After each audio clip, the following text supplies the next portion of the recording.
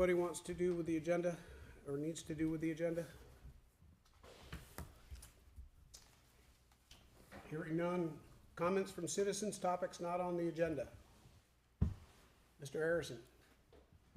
I've handed out a piece of paper, permanent taxes.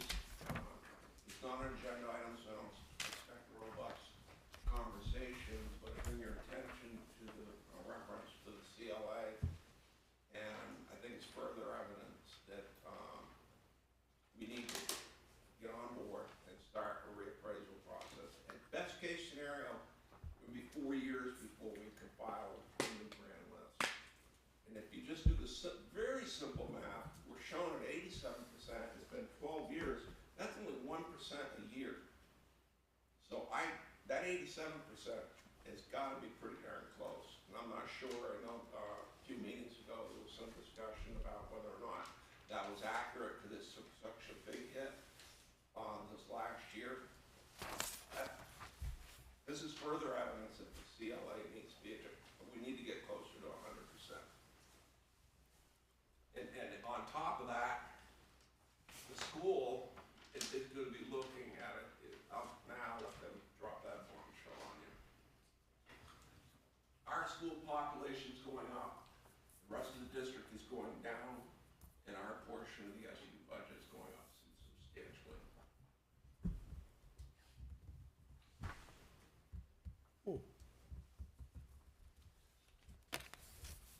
Any response to that? No? Go ahead. I don't know if it responds to that. John, you and I are at opposite ends of this. And so I think we'll probably take this up as an agenda item, but I haven't seen, to respond to what you just said, I have not seen the report from the listers compiling what they assembled the previous year to make the move from 93 down to 87 in 1 year. I've had a chance to talk to Steve Heyer a little bit about this, and I learned that it's like a 5-year rolling average where a 5th year on the information is dropped and then a new year is picked up. I find it fascinating, though, when you go on the state education website that lists every single town in Vermont about the CLA, and I have not really taken time to look at what comprises the entire common level of appraisal. It's not just a few houses that sell, and bear in mind that we have 1,650 in Weathersfield. So I'd like to see that entire formula along with the information that's passed on through our listers. But there are towns that are far over 100%, which is really strange to me. So all this does to me is, and I don't know whether this was the complete release from the Department of Education, but the Secretary of Education in the state, or whoever it was that compiled this, whether it was the tax department or not, said that the state had significant monies that they were going to put into lowering the homestead. Congratulations. It's about time that somebody figured out how to fund education beyond the property tax and beyond the common level of appraisal. So I think we should probably take this up. I know the chair has reached out to the town manager to try to get together with the school to think about what the budgets were as a total, but they haven't come back to us to talk about what that means. So I'll ask the chair to put this on to talk about. I know for a fact that towns have reappraised, and then Springfield did only a few years ago. It wouldn't surprise me a bit whether the state is an entirely whole picture, is a little bit low on what the grand lists are compared to what they're selling for. That wouldn't be a big surprise at all. But Springfield reappraised several years ago, and it backfired on them, where the assessments, the appraisals came in much higher, and the budgets went nuts because they couldn't have enough money and the rates went through the roof. I have directly spoken to 5 or 6, you're gonna get this, John, because you've said that your daughter wanted to build a house here. I have directly spoken to at least 5 or 6 young couples that were born here, that were raised here, that have built a house here or bought a house here. They are extremely concerned about a reappraisal. Because they've spoken to me saying that if that happens, they might not be able to live here. So, I don't understand the logic, but anyway. And just to be clear, that the property tax is only a portion of what pays for the school. There's an assortment of taxes, including the sales tax, lottery, part of the purchase and use tax on a vehicle, and that's what, about one-third of your education, over one-third of your education is paid for with other taxes other than the property tax. What would the impact of a burst bubble in the housing market That's what have to do Which with it? question, Mike? What would the impact of a bursting bubble in the housing market have in this, John? If, as you said, 4 years it might take to get to an appraisal. What if that market crashes beyond that? Probably a good way to judge that would be to go back to the 1990s when the bubble did burst and see if the CLAs did at that time. Because properties, there were upside down mortgages all over the place. I think Vermont is in a somewhat of an advantageous position that our finances and when a downturn in the economy is never quite as bad as it is some other places, and when there's an upturn, it's never quite as good. And I think a lot of what happens in Vermont is reflected that way. I think when the bubble burst in the 90s and the banks were going bankrupt, I don't think we felt it as hard as some areas of the country did. But somebody'd have to go back and look at the numbers. Go ahead, Wendy. Okay, I think that's some of my concern also is the fact that, because we had after the pandemic, or whatever they want to say, if we're in it or not, but you know, we did have that where a lot of places just got bought up in our state. The prices went way up. You have people that have lived here for generations and families that want to be able to, you know, even people that have just been here a long time, and then their taxes are going to be affected because we became a safe haven for a certain period of time, and everything got bought up, and our prices, and the prices went up. I think that's been kind of my concern also, that because we saw this, you know, higher. We only have to raise X number of dollars regardless. And what a reappraisal would do would be to adjust the properties closer to what people paid for them, fair market value. I don't have a crystal ball, but my gut feeling is some of the lower end properties that probably haven't seen the huge increase, their property deal may actually go down. If you're in a house that is appraised for $200,000 and you bought it for $550, your taxes are probably going to go up. But the whole goal of a reappraisal is to level the playing field for what the property's worth. There will be winners or losers. You'll hear from the losers, but you probably won't hear from the winners. There will be people whose taxes will go down, and they'll be happy with that, and they'll keep their mouth shut.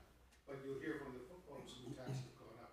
And the school, not to belabor the point, but the school tax is a statewide tax. So the best way the state has, is as good as it is the CLA. So that everybody in every town is paying taxes based on the 100% fair market value of their home.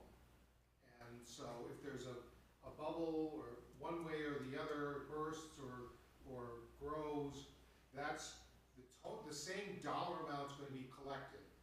It just adjusts your value of your house to what is considered 100% fair market value. But there's no more money being collected. It's just the distribution of who pays that money changes when the CLA changes. And if I will add in, now that you got me going, that the basis of this, your tax rate ultimately is decided by how much you spend per pupil. And I don't have the data with me, and I think it's a year old. We have a very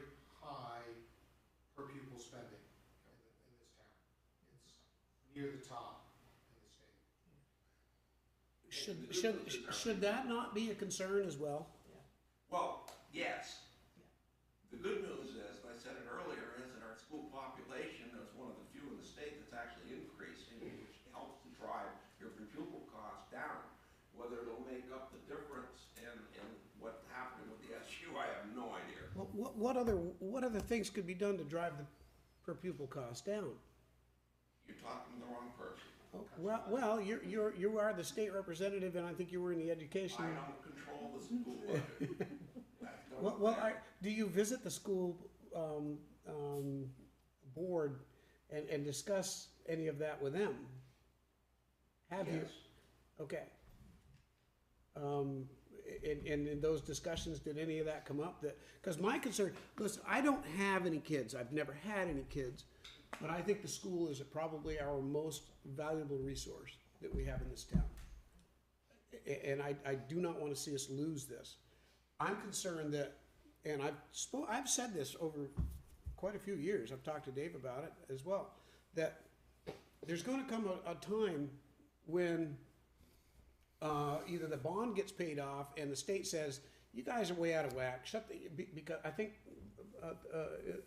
what act is it that called for school consolidation based on numbers? And we're kind of living in a waiver, am I right? A permanent waiver, if you will, or a semi-permanent waiver. Well, semi-permanent, it's not permanent. If you wanted to really cut school costs, we would join with Two Rivers, whose high school tuition is only $16,000, and they closed Cavendish Elementary School. Half the kids would come over here, half would go to Chester, and that would save a ton of money. If you're looking at strictly saving money, there's ways to do it. It's not palatable to most towns. And even Dave has said it would be cheaper for us to close our school, other than the fact that the bond was paid off, and send them all to Windsor. I don't think that's what we're looking for. I'm not. Maybe some people are, but I'm not necessarily. I think the school, as I said, is a valuable resource to this town. I don't think people in this town want to see that school go away. But Brandon and I are Brandon, what do we have for a schedule on that to go to the school board? When did you say that was? I can't remember the exact date off the top of my head. I think it's in a couple of weeks though. Yeah, anyway, I'm working with him to schedule him and I going to a school board meeting to talk to them. Okay, so it's gonna be just part of the board or the whole, or is it No, gonna be a joint board meeting? just Brandon and I are going. Make sure I know what it is, please. It's on December 13th at 6:30 p.m. Thank you. Okay, so you'll be there too? I'd like to. Okay, sure. It's gonna be a board meeting, right? Yeah, as far as I know. At least of the school board. Yeah. It already is. Yes. So, Okay. okay. Can I just make one more, as long as, like, Steve's here, and as long as Okay. John's here? I don't know whether anybody knows this, but one of the reasons why, I listened to what you said, Steve, and of course I've been listening to what you had said, John, about the reason why I am really concerned about this is I do believe there's an overwhelming number of properties in Weathersfield that are, for one reason or another, and I don't think a bubble is going to cure this, a bubble in the housing market. I just don't. There are a number of properties that are on the grand list, significantly lower than what will be on a reappraisal. Put me on the record for that. I agree with you. I also know, because I've had this conversation with Steve before, so it's not as easy as if somebody's on for $200,000 and some person that comes in here and says, you're now worth $400,000, that the tax rate will go in half. That will not happen. The tax rate is going to be about 0.8. That's my prediction. Write it down. I'm in the minutes. It's going to be at least 3/4. The problem that Weathersfield will face, I think, is that under Act 60, the equal formula for funding, so Steve, you hit on a little bit, but you know this too, that all of the tax revenue that's generated by Weathersfield will not stay in Weathersfield. So just because we get our taxes raised, that our properties are now worth $400,000 and our tax bill is 3/4, 0.75, instead of 0.5 at $200,000, we're all going to be paying several $1,000s more in taxes, and it's not going to stay here to help our pupil cost.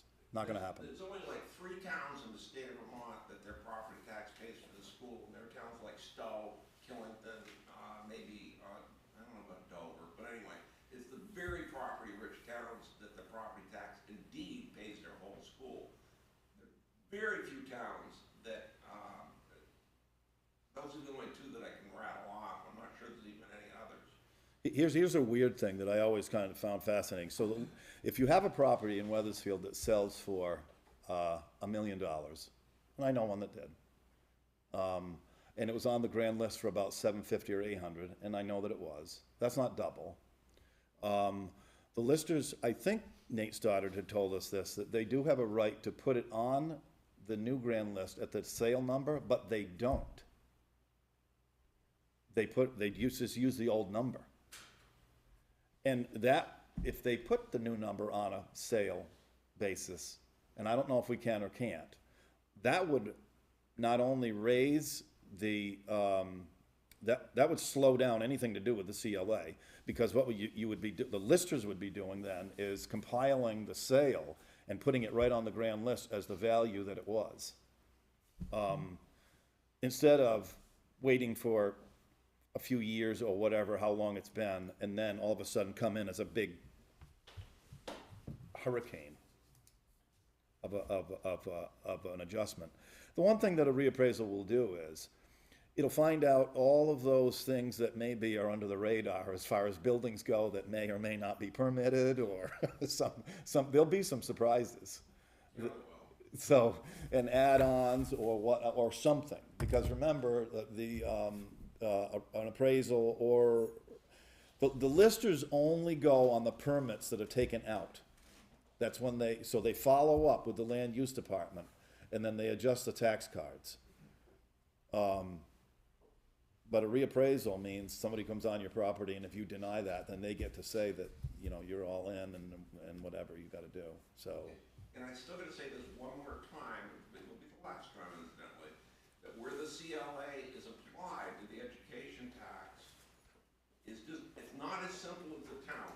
The town, in very simple math, tax rate goes down, reappraisals go up. Everybody's the same tax bill. It doesn't work that way with the school tax. They don't call it a penalty, they call it an adjustment. They might just call it a penalty for having a CLA that's out of whack. One last question. I skimmed this and I don't see it in here. Or maybe it is and I'm just not fast enough to read it. Is the state announcing that the new homestead and non-homestead, they have a lot of money and they're gonna pour it in for the next year, for '24? I don't know the answer to that. This came out Friday, so it's required that so the schools, while they're working on their budgets, have some idea. The per pupil, the yield number is showing that it's going way up, and then when you go down farther in the ladder, it's more than chewed up by the CLA being off.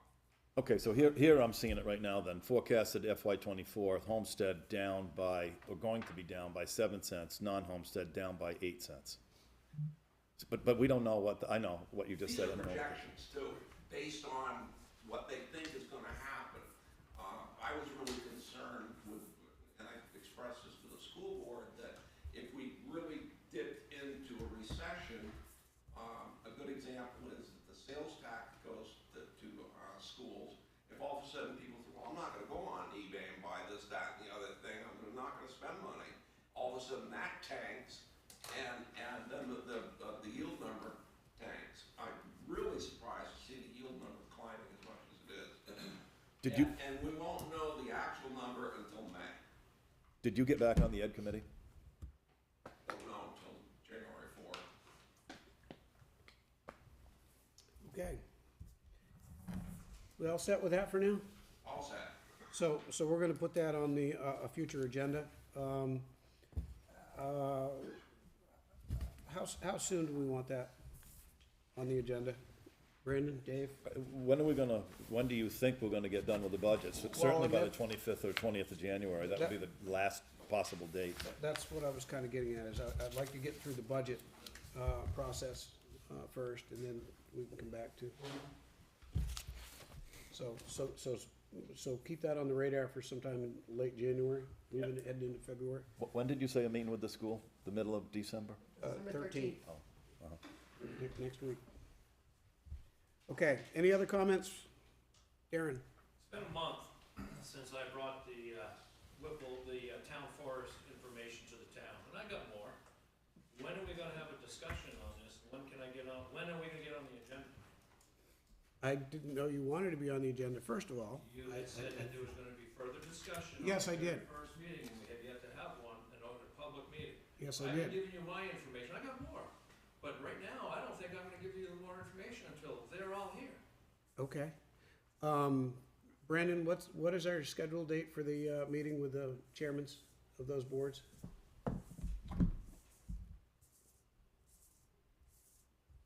That's what the holdup has been, Darren. What's the holdup? I want to meet with the chairs of the boards So that's that are on- involved in this. That's at 5:30 PM on Monday, December 12th. Okay, so this coming Monday, I'm meeting with them. And Brandon and I, prior to that, are getting together to go through policy. We're gonna review all that, all of the, how things are supposed to be. We're gonna meet with those chairs, and then we'll come back here and we'll have, because that's just that's not necessarily an open meeting, it's a meeting, me, him, and the board chairs. Conservation Commission, who else? Parks and Parks and Recreation. Recs, Zoning, planning. yep, so, Because, I talked to someone from the commission, yeah. they ripped the bridges up. It wasn't the power company that's going around. The people from the Conservation Commission ripped the bridges up, Okay. not the power company. Yeah, you had told me this. And I've done a lot of talking with the Upper Valley Land Trust, Yeah, Jason. And I've got a meeting with him with a bunch of other fire departments, because there's 26 towns that have trail system throughout Vermont, Hampshire. mm-hmm, And he inspected the Whipple's cabin before it got torn down. He says, yeah, it had mice and mice stuff in there, but it was salvageable, just needed to be cleaned out. He wants to know where the metal went to the building, because the metal was put on the new roof was put on 18 years ago. And he also wants to know where all the antiques went that were in the Whipple's cabin.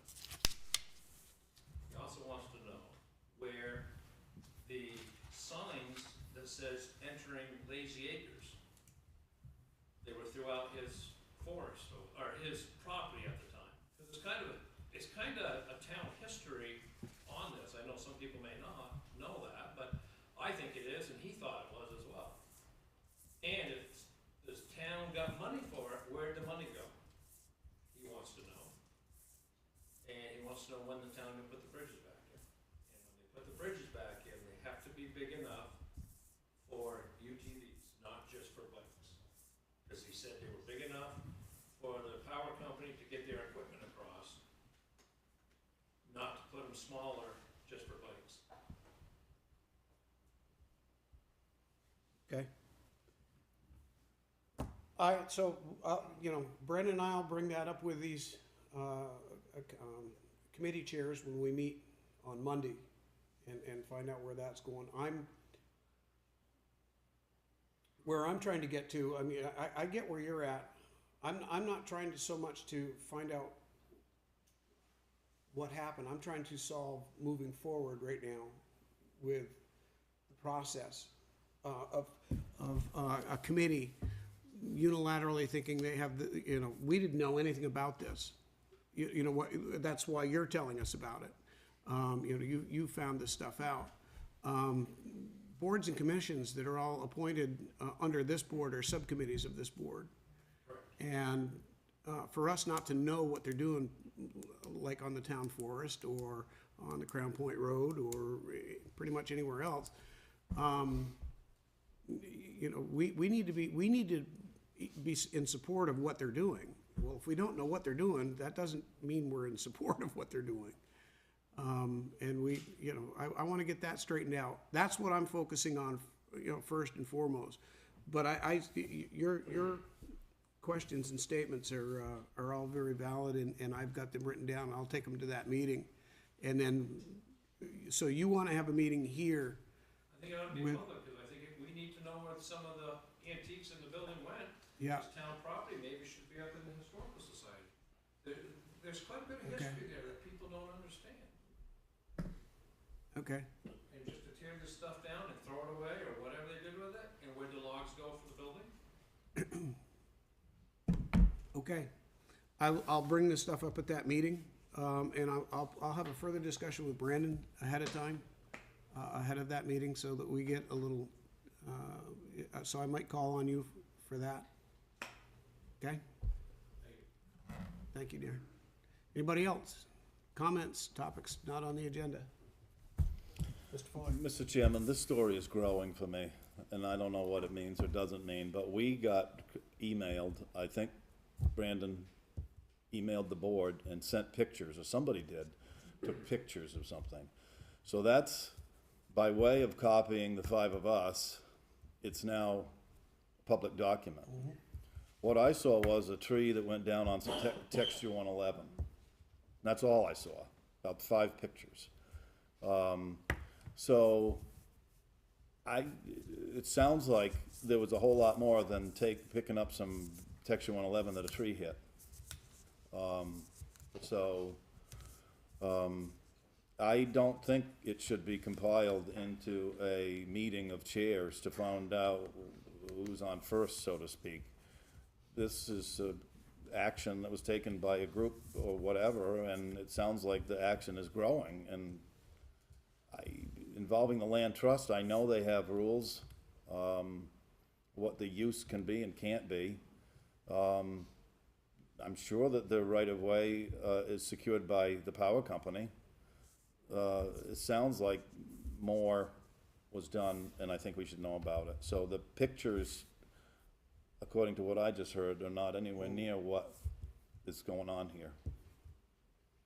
So I think you should take this up separately from meeting with chairs. I think that this should be taken up to find out, you call the power company to find out whether they did the bridges, or who did what where. You need to contact the Vermont Land Trust. And I don't know, that's just what I think. There's too much incomplete stuff going on here, not to know. Well, again, my focus hasn't been, at this point in time, so much on what happened. I'm trying to be a little more proactive and respond to the actual behavior and get that under control before any other incidences occur, for lack of a better term. And then you're right, I think this is something separate from that. I would think that the manager would freeze this kind of action temporarily, at least until you find out what's going on, or you, I don't know what. We even got a copy of what I saw, and there was some kind of a law that was given to us, and I laughed at the first sentence. It said that I think it said that a committee may do something. Well, in legal terms, may means may not. That doesn't mean shall or will or have sole authority. So I don't know what that was all about, but that's a public document. That gets sent in our email. I don't think that gives standing to do whatever on town property, and it got gifted to the town, the 300 acres. I think you should find more about it, that's all. Mhm. like I have the gentleman's name and contact, and telephone number, I can email it to. Are you skipping out early tonight? Yeah, I don't think there's anything else I need to do. You wanna give me that name and number? Jason, last name, I'll spell B-E-R. B-E-R? Yep, A-R-D. Yep. Yeah, write the number down and just bring it up and give it to me. Please. Thank you. Any other comments from citizens, topics not on the agenda? Did you say earlier that Paul was gonna be online or not? He's just not gonna make the meeting? If Paul said he would be online if he could be. Okay. He had to go to Pennsylvania I today. thought I heard you say that, but so I don't see anything. He will not be on. Okay, thank you. Next topic on the agenda, hearing no other comments, is review of the minutes of the meeting of 11/21/22. Do I hear a motion to approve the minutes? So- Do I hear a second? Yes. Motion's been made and seconded to approve the minutes. Any discussion on the minutes? All good? Hearing none. Motion to approve the minutes of 11/21/22. All those in favor signify by saying aye. Aye. Aye. Dave? Yeah. It's unanimous. One member absent. Town managers report. In my town manager report, while Darren's still here, if you go on the packet online, you'll see the report, and I've attached all of the information we've acquired in regard to the cabin and bridge removal to date. Do you want me to go through that now, Mike, or do you want me to? Sure, what, you go through it, any order you want. It's your report. Okay. So, inside the packet is the letter that Dave was talking about in regard to the town forest cabin removal. It's kinda lengthy. Do you want me to read it out loud, Mike, or how do you want me to? Not necessarily, if it's very yeah, it is long. If there are any highlights specifically, it is now a matter of record. It's in the packet. Okay. So the letter says the Conservation Commission per 24 VSA 45057 may administer the lands, properties, and other rights which have been acquired by the municipality for the purposes of this chapter. The Weathersfield Town Forest was acquired in 2010 and has since been managed by the Conservation Commission in accordance with their statutory powers and duties. A forest recreation plan was created in 2016 to assist the Conservation Commission in planning for recreational development. Through the public engagement process, community members identified issues and needs associated with the forest to be resolved in the planning process. The cabin on the property was identified on this list in the plan. It also identified the cabin site as a potential destination for recreators. The plan describes the town's desire to explore opportunities to improve the cabin to better support day use, education use, and potential overnight use. The Conservation Commission, in collaboration with the former town manager Ed Morris, desired to keep the cabin as an educational room for displays and potentially overnight rentals. In order to properly assess the condition of the cabin to determine the viability of rehabilitation, the Conservation Commission sought professional advice from Matthew Keniston of Northern Climates Construction. Matt did a site visit and prepared the attached assessment. He determined that due to the poor construction, presence of structural damage and pests, and useful constraints of the size of the building, remedial actions would be fruitless. While the inspection did not include the interior of the cabin, it would likely have further confirmed his decision to recommend removal. The interior was full of mold behind the insulation and under the carpeted floor. Rodents had damaged the extensive electrical wiring, which connected a generator to various lights, a ceiling fan, a satellite dish, etc. If the board would like to see pictures, which those are attached, commission members and other volunteers who helped with the demolition project would likely have more than this.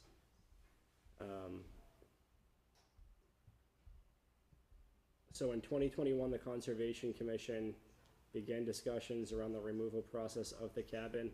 Discussions were held with the Weathersfield Historical Society members, the Scotney Trails Association, myself, and Highway Director Ray Stapleton regarding the details of removing materials, disposing of them, getting access to the project site, available equipment, etc.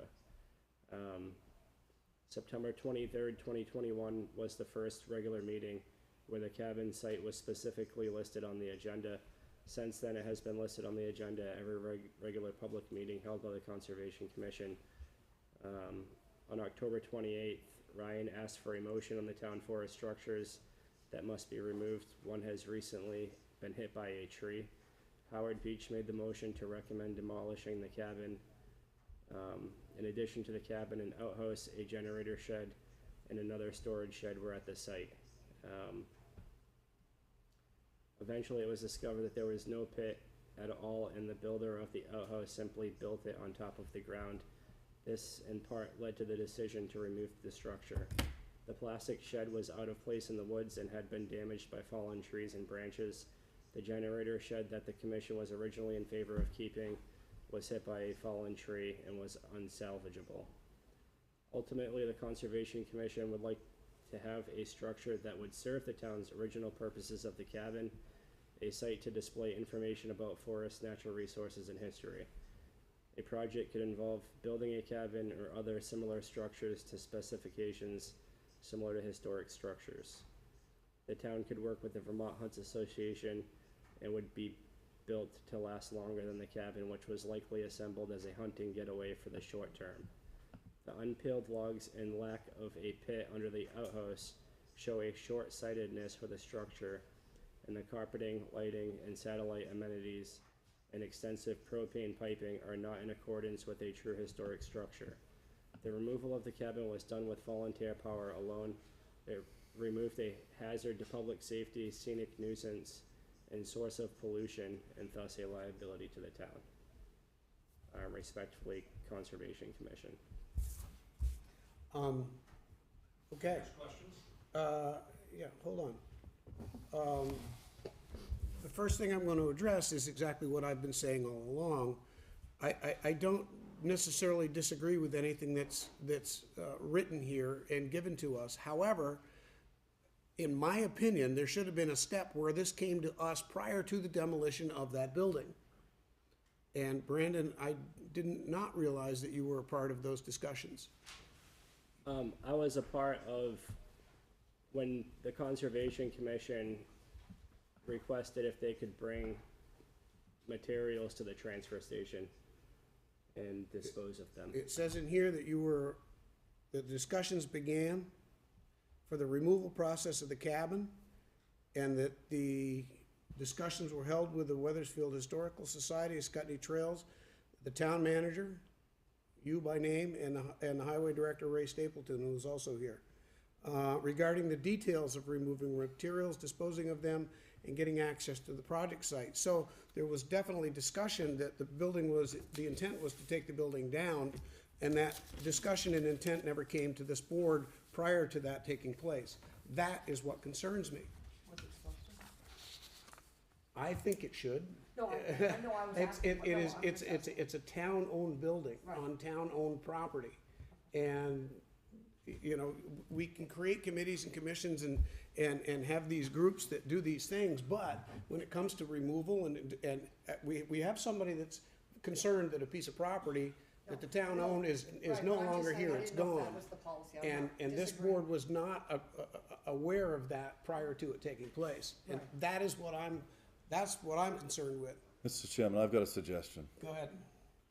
I suggest that this has a lot more to find out, and I suspect that it could get pretty warm in here. So I think we should move on to the budget, because we've got the line of highway guys up back, and I think we got a lot. It seems like we were told that there was more information, and I think we should take this up as a separate subject. Yeah, and also, I just feel like also, we should actually have an understanding, I don't mean to be ignorant about it, but an understanding as to, how committees work and what should be brought before. I'm saying personally, I just don't. And that's what Brandon and my meeting next week is about, going over those policies, sitting down with those chairs, making sure we all understand our positions, and you know, to me, it's a communication thing. All right? We can't really undo necessarily what's been done, but I don't want those kinds of problems to keep happening moving forward. Ray, did you have your hand up? I'm good, I'll wait till you have it on the agenda, we can have actual discussion. Yeah, it'll probably be the next meeting, because we're meeting on Monday, and then it'll probably be our following meeting, it'll be back on here. Darren? So, where did that information come from? Because I looked online, I found the agenda, and there was no attachments with it. When did this all come out? Because I've been looking all weekend for it. I found the agenda, and there was no attachments with it. Well, you have to click on the packet. Yeah. There's the agenda and there's the packet. Packet was added Friday. Added Friday, because I saw the agenda Thursday or Friday morning, but there was nothing else with No, it. we always get the, Together for always get the anything. packet I have the later. same problem. You So, did- can I just speak to that? If you go on the website, it does show that it was submitted on, that's the joy of the website, is it actually shows when documents are uploaded, and I actually personally uploaded this. In addition, there's a log for our website that demonstrates the packet was uploaded, at 3:39 PM on Friday. 3:30, okay, yeah, 'cause I tried Friday morning, I found the agenda, but I didn't find anything else, and You have to keep trying. Okay, so so that's what we're gonna do. We're gonna move this forward. Go ahead, Brandon, go back and finish your town report, your town Couple more manager's things. report. So we have a joint transfer station committee meeting tomorrow in Reading. And Thank you, during Darren. that meeting, we're gonna review the FY '24 budget, the year-to-date finance report, and the permit sticker policy. So, following that meeting, I'll update the select board on December 19th.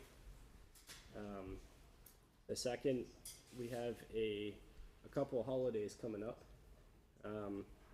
According to the personnel policy, section 25, we have 2 upcoming holidays, which includes Christmas and New Year's. Both holidays fall on a Sunday this year. So according to the language in the personnel policies, holidays falling on a Friday or Saturday will be observed the preceding Thursday. Holidays falling on a Sunday will be observed the following Monday.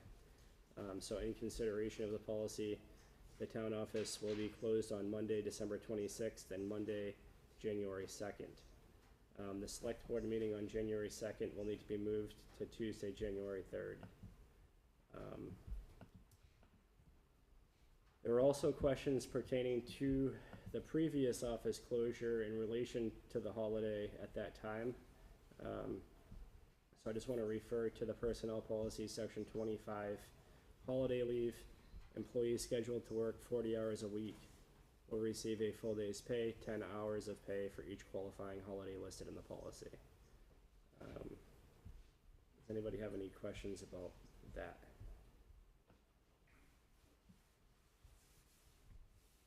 Great, town report. It's that time of the year again. The town report is under development. Reports must be submitted to us no later than January 20th. Last year, the cost of printing, assembling, and mailing the town report through Doolittle's Print Serve in Claremont was $8,200. Due to the increased cost of paper and other inflationary costs, we've been noticed that the cost will be $10,080 this year, which breaks a threshold and requires us to advertise the town report for bid. Alternatively, the select board can waive the policy for the town report, and we can move forward with Doolittle's estimate. How does the board want me to handle this? Let's take it up under any other business that's appropriate later in the agenda. Okay.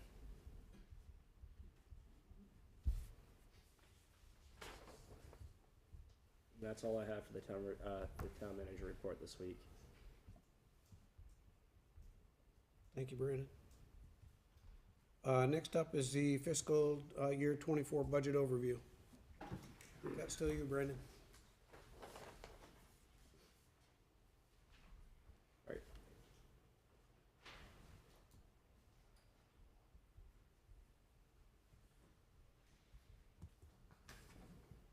Alright, so, everyone has 2 documents, or multiple documents, but more specifically the longer document, and then inside of it is a topside summary, which is a vertical piece of paper.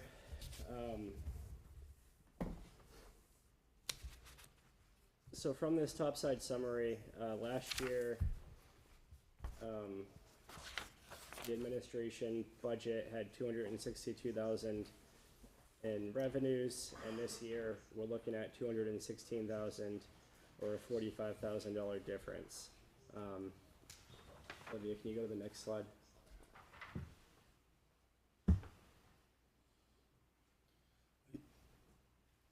Brandon, are you gonna, for easy things here, are you gonna jump to different funds? Cause this slide says highway fund. Are we gonna stick with the general fund, or? Yeah, go back one slide. Okay. So the difference in revenues is a difference in interest and penalty, and then also a difference in the amount of fund balance that we intend to use this year in the general fund. According to our auditors, we have $29,000 in fund balance. And we're proposing to use $25,000 in fund balance. Last year, we used $45,418, so there's a $20,000 difference there.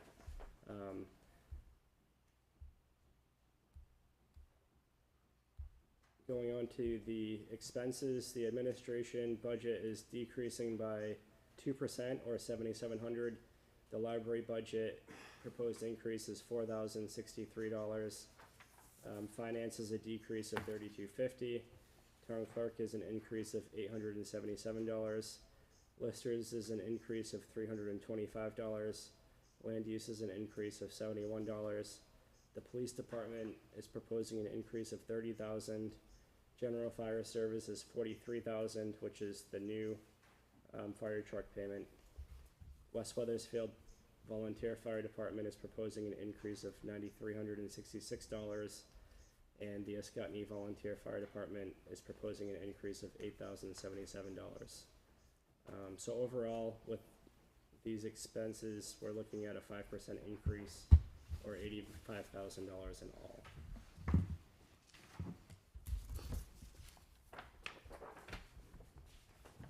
Go ahead. Brandon, what is the, to get back to where we're starting from, what was the audited fiscal year 22 statement in the general fund?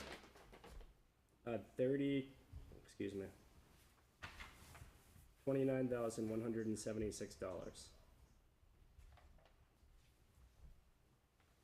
That's the audited fiscal year 22 fund balance audited From the general fund? from the general fund. 24,125.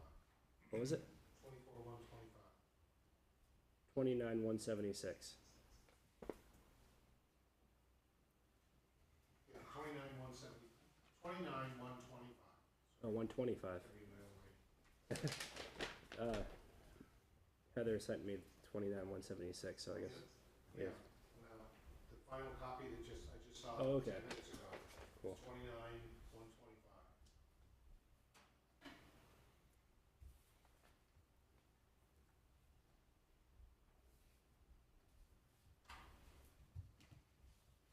You still there? Nope, I'm good. Because that's where we start from, like any other year. It's not zero, it's something. It's not negative. So we don't have a Larry Moline moment.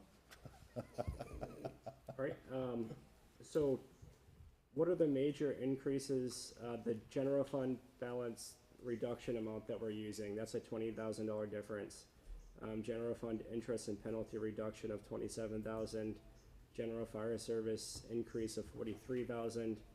Fire department combined increase of $17,000. Police department increase of $30,000.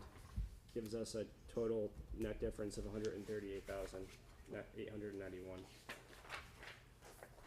Go ahead. Do those expenses under all those departments reflect anything to do with wages? No, No changes. Not in that, No. not in that line item. So whoever's asking for administration less money, library more money, go down through the list there. That does not reflect any, the wages would be the same as what they were a year ago. Are wages in there at all? At this time, there's no increase added to these budgets, what you're looking at. That's what we're gonna discuss tonight. Yep, so let's just take one. Let's just take the top one, 474,463 for administration, right? yep, Okay, but let's move over because it's not really fair, because we're talking about fiscal year 24. 466,679. Yep. So that assumes the wages that are being paid today in fiscal year 23. correct. Okay. We kept all the wages the Okay. same, but the Yep. only thing I did change was the, retirement from VLCT, because that's provided by VLCT, and we don't change that, so, retirement increases and, Workers' comp. Does the 466, I'm gonna stay with line number one, does the number 466, 679 reflect the increase in administration's healthcare costs to the town for FY '24? Yes. Okay, And it does throughout the rest of the budgets as Okay. well. From what I can see, if I'm allowed to Yes, jump in here, yes. there's only one that I could see, there's only one salary line under administration that's different. It's more next year than it was this year. And that's the, a lot of reimbursement from the water district. Yes. That's because of the salary increase or because there's more hours that are being charged. So yes, under Ascutney Water District reimbursable, I didn't anticipate us changing the amount that the Ascutney Water District will reimburse the town. What page is that now? That's page 3 of 8 under the Okay, administration yep. budget. so you're on the tan sheets, right? Yes. The horizontal, Three of eight. okay. Actually, it's on two. On two? Yeah. Kelly says it's on two. However, that 17,581. that salary line will 60. Yeah. that salary line for the Ascutney Water District will change based on It says two. the select board's decision on the COLA. Three. Hang on, Brendan. Yep, page Should be 3 of on that 8. page. Scotty Water District, right there, yeah. Says 2 of 8, go down your right-hand corner, Brandon. Mine says 3 of 8. This was 3 of 8. Mine says 2 of 8.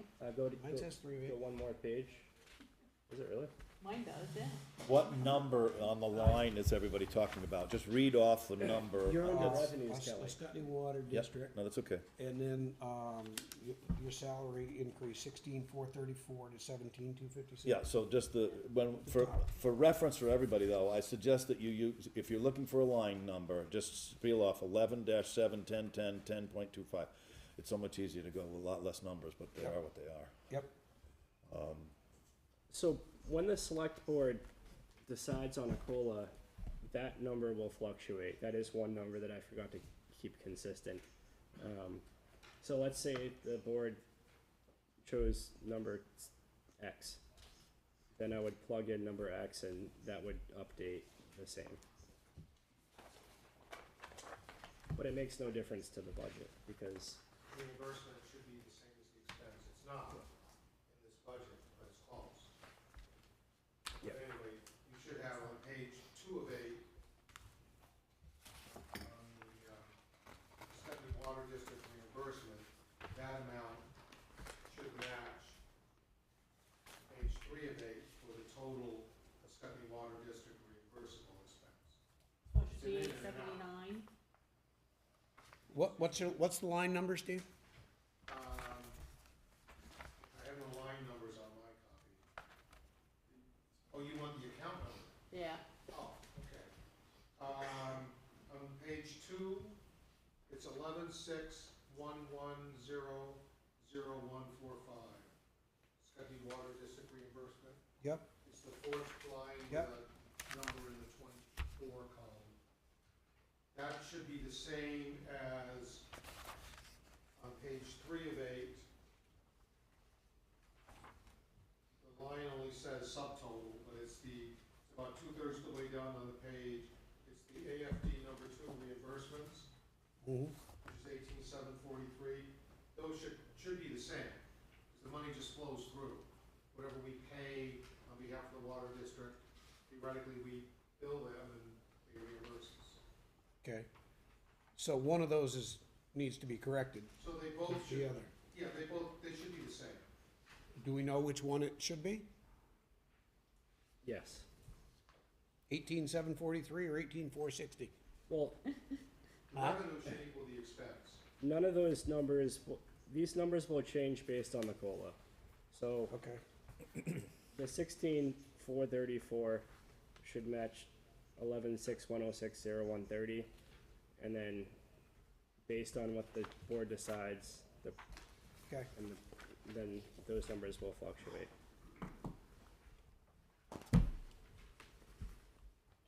okay. Where you wanna go next, Brendan? All right, Olivia?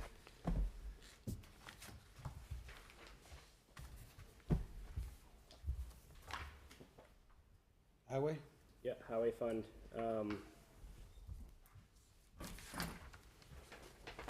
Before you start, Brandon, let's go with what was the audited FY '22 Steve, year end? didn't see the updated today. I didn't get that far. Okay. According to the draft budget, I can pull it up in a second. 115, 112. At year end, 6/30/22? Yes.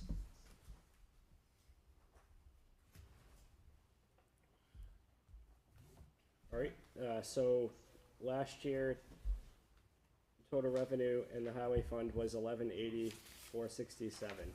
So $1,180,467. This year, we're proposing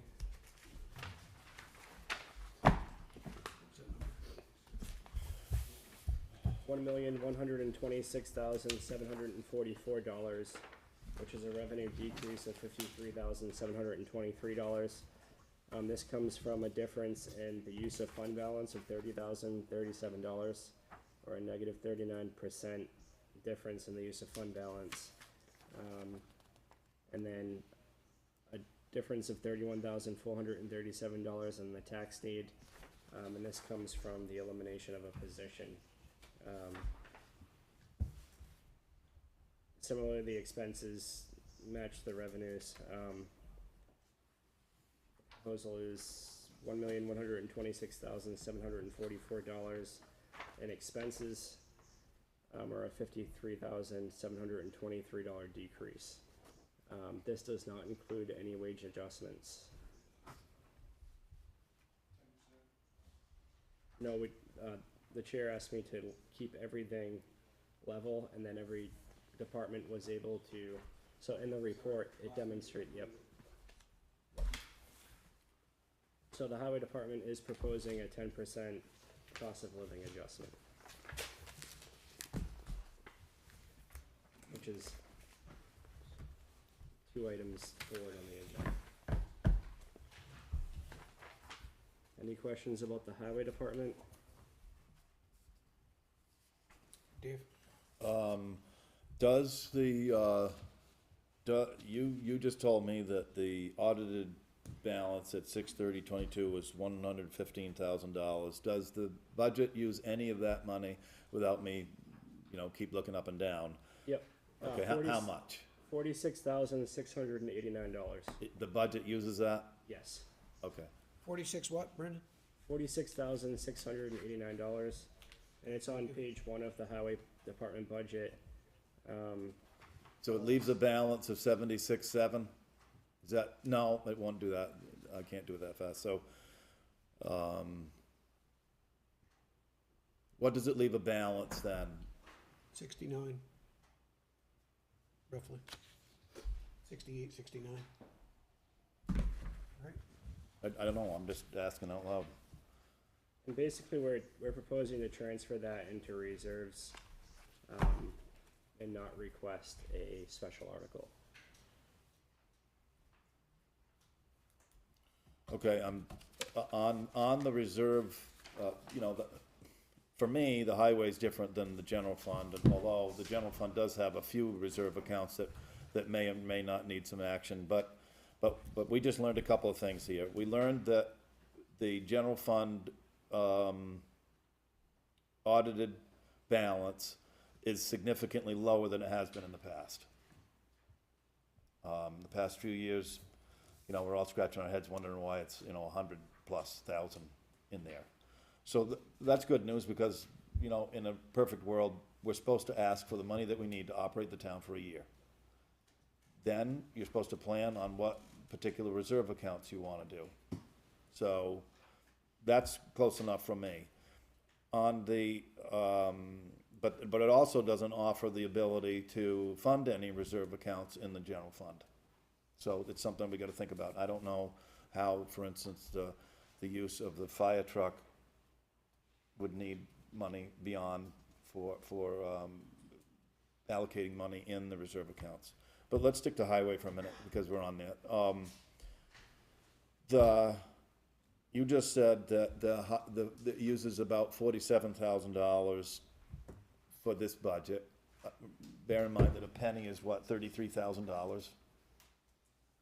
So that leaves a balance of, what did you just come up? It's $58,000. $58,000. So if you look at our reserve fund sheet here, one says, so I don't know if you can answer this, Steve, or Brandon, or somebody.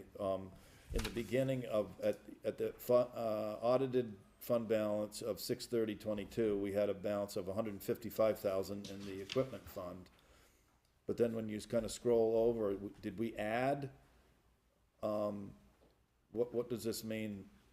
Other revenue, 20, did we deposit 20,000 from the audited fund balance from like 21 or something, or? We sold the truck, Okay, okay, put that in there. okay. But you don't see, I don't believe, I don't think you see the withdrawal for the replacement truck. And that's really important, so I was headed down that road. I didn't, because it's not marked here what this 20,000 addition was. I didn't know if it came from a surplus, annual account, or, you're right, it was the truck. Okay, that's good news. But the bad news is that the payment or whatever, did we borrow from, did you allocate in the budget process to remove some money from the equipment fund? No. For FY '24, you're not gonna reserve any money, take any money out of reserves to pay for anything, purchase from the highway? No, Then what happened to the money that we needed to buy the new 1-ton? Yeah, but that's gotta be paid back. that payment's in the budget. Okay, but it didn't get taken out. It's not gonna be real. Oh, I get that. That's fire truck that did that, not the highway truck, The- wasn't it? Well, no, I'd like to know what the difference was in the highway truck, cause if we're gonna talk about like monies that may potentially go back in the reserve accounts, that's fine, but it would have to be minus from the reserve account to be paid back. We didn't take any money out of the reserve account for the new truck. We borrowed the money from ourselves, we're paying it back, it's in the budget to pay it back without touching the reserve. Pay it back. Okay. The reserve to pay for the truck. Okay. So, there was nothing done then, either with the second account, the maintenance account, then, you'd be stuck at 88,000?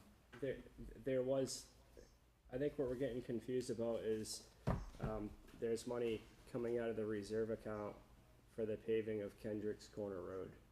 Is that correct? Yes, And that's 50,000. correct. That's already come out. It's already come out of here? You should have, you paid the bill. I'm not sure. It was voted to take the money out of there, so I don't know if the accountant was taking it out yet or not, but it was voted. Okay, yes, I think I do see that difference in the highway capital maintenance and improvements.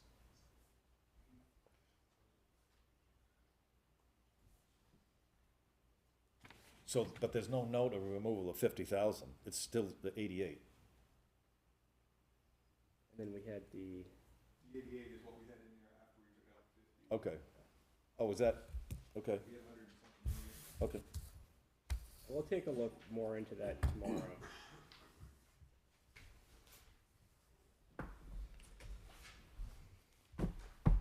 Anything else, Dave? Nope. Alright, solid waste.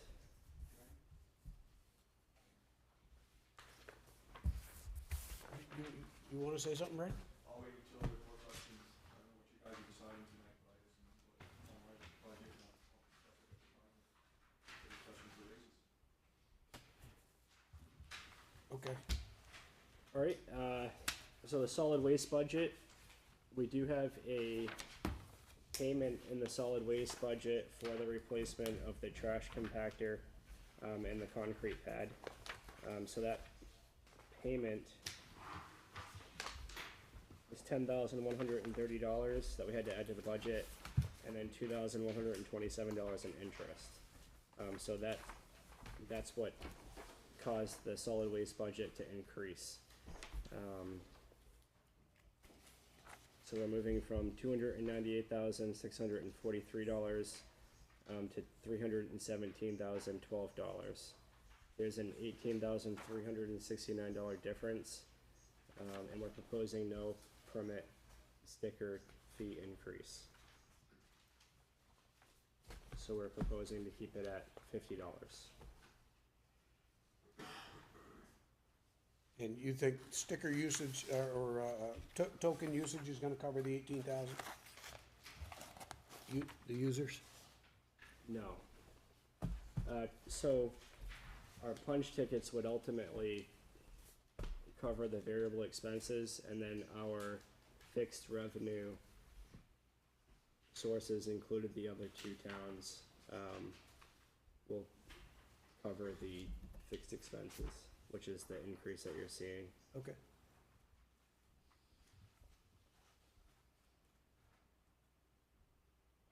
So basically it's revenue, just so I understand, it's basically revenues coming in from other towns Yeah. with the joint structure that you've Yeah, created?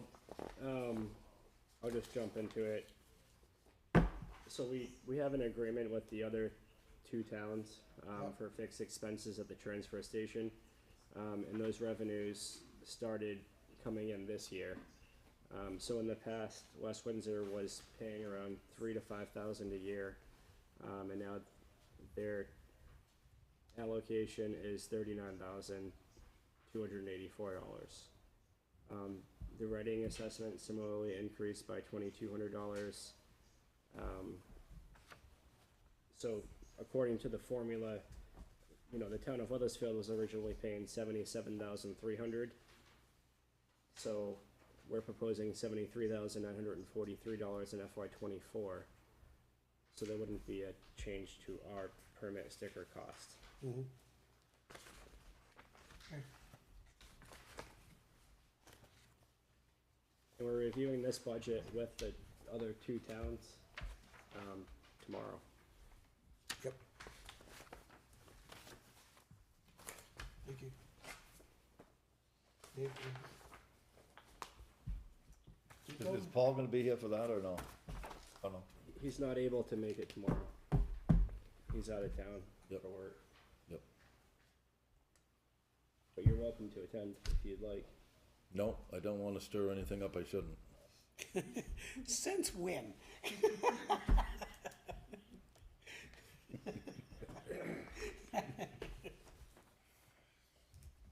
I couldn't resist that. Go ahead, Bryn. So this slide just shows the major increases in the general fund, and where they come from, and we already went through that. Olivia, you can go to the next slide.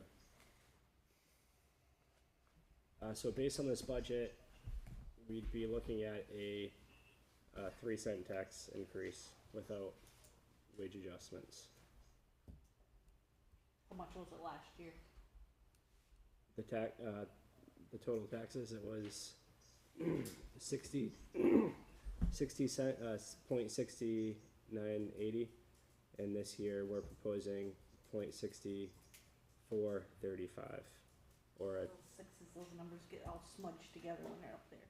so basically what that is $91.80 on a $200,000 house, or $22.95 per quarter. Yeah, but that's not without any raises yet, right? Yes, That's correct. Yeah.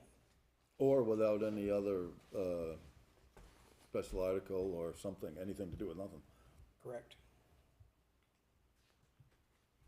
Steve. Brandon, are you comparing to what the general fund tax rate actually was? Or what it would have been if the select board hadn't reduced it by a penny and a half?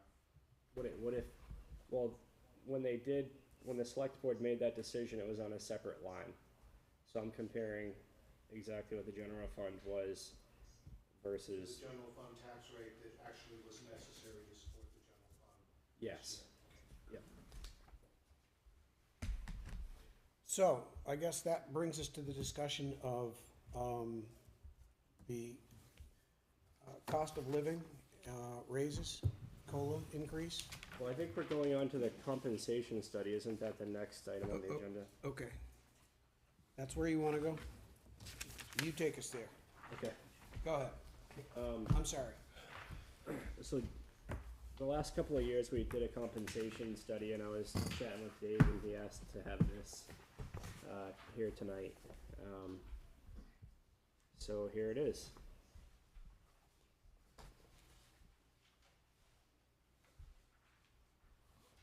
Are you gonna go through any of that?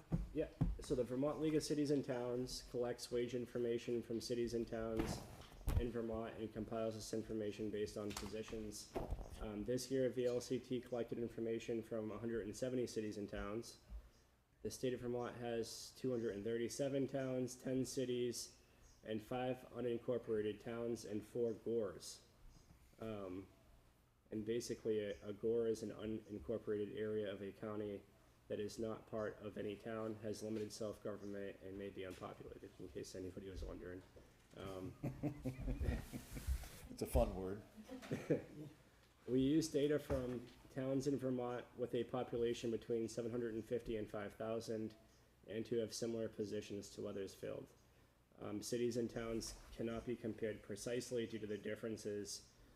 Some positions work more than one position and do more or less as compared to the towns we are comparing. So it's difficult to like really key in on an exact comparison between two towns because positions do different things. I remember a compensation study that was done, I think, within the office, I think it was with Jim Mullen. And I remember a very similar statement that was included in that study at the time, that towns just do things different. So it's not always apples to apples. Yeah, It's just the way it is. it's really difficult. I mean, you could spend a lot of time on this and really get closer than where I'm at. But it just depends on where you want me to go from here. Next slide. So this is the police chief comparison. So based on this study, the police chief is right in range where he should be. And I just wanted to note that he also receives a stipend for the SIU grant. So there doesn't seem like there's much concern here. Does anybody have any concern after seeing that? All right, next slide. This does not include, this is strictly pay, it does not have anything to do with healthcare, right? No. Okay. All right, highway superintendents. I did talk to Ray today, and he made me aware that his position is a little bit different than what they're demonstrating here. For example, all of the road supervisors demonstrated here are hourly, with the exception of the Weathersfield road supervisor or highway superintendent. Right, I'm technically a superintendent, I do multiple departments, I do more budgeting, more grant writing and all that. These folks are highway foremen or highway supervisors, they're not doing any of that, and they're all paid by the hour. So the difference here is it's very, very close. There's only a 7-cent difference per hour. All right, next. And then there's a $4,000 difference in annual salary, but like Ray was saying, he also oversees the transfer station. Town manager, you can skip this one. All right, town clerks. So according to the town clerks, the average hourly rate is $25 an hour, and the average annual rate is $38,329. We do have a difference here of $5.85 or $9,874 annually. However, this was based on 30 hours, and that's what Floanne should be working, but we all know that she works a lot more than 30 hours, so that there's no difference in salary because she's a salaried employee. Does anybody have any questions about the town clerk? Alright, next. So is this, when you report that information into VLCT though, that's kind of a big statement that you just made, so it may look like it's 30 hours here, but it's really not. Correct. So how does Weathersfield report, why we should report that to go in on that line the way we do? It's tough. You know, you put in a salary and ask for a salary, and then you put in regular hours, which according to the town clerk is 30, but then she ends up working more than 30, and you don't track that, so I think the treasurer is in a very similar, he's only supposed to be working 10, but there's times where he works a lot more than that. Why do we call the pay type hourly then? If I'm it's not sure salary? why it was reported that way, but it's not. Okay, we should correct that. Yes. That's why they invented salaries, so. Yeah. They lump the work on you and not pay you overtime. Yeah, And then you have to put in a number of hours, and yeah. But for reporting purposes, it doesn't add up. I mean, it really doesn't. I mean, I'm sure that Flo Ann would stand here and say, I'd love to, go ahead, I wanna go hourly and pay me $30.90 an hour. Exactly. So why are we doing that? I don't- we're not doing that.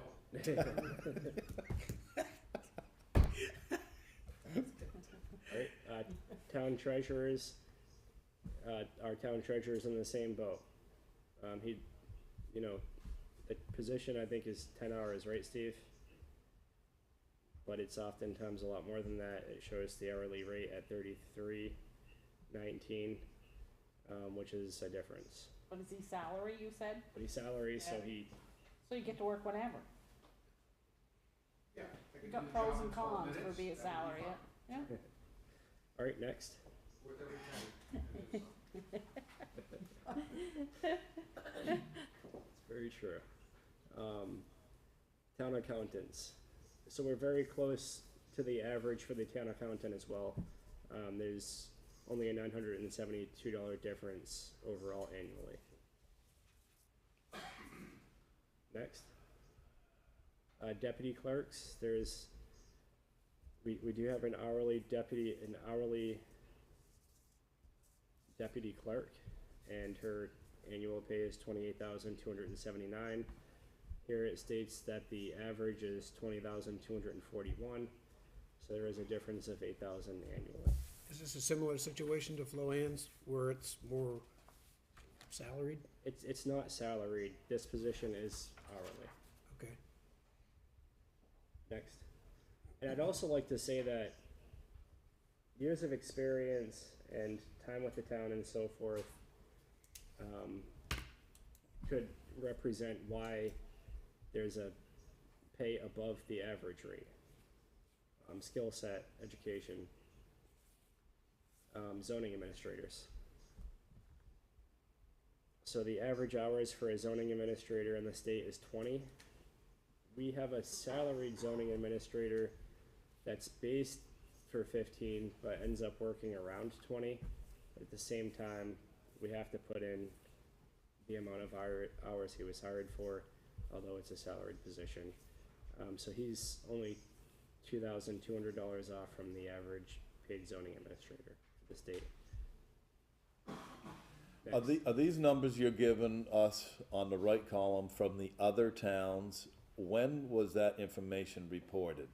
Was that prior to this year's budget, or did they incorporate this year's budget, or was this FY '23 budget numbers? This is FY '23 Okay. budget numbers, or 22 Okay. study, Okay. 22 Thank you. compensation study. Board of Listers. So the average lister makes $17.79. Our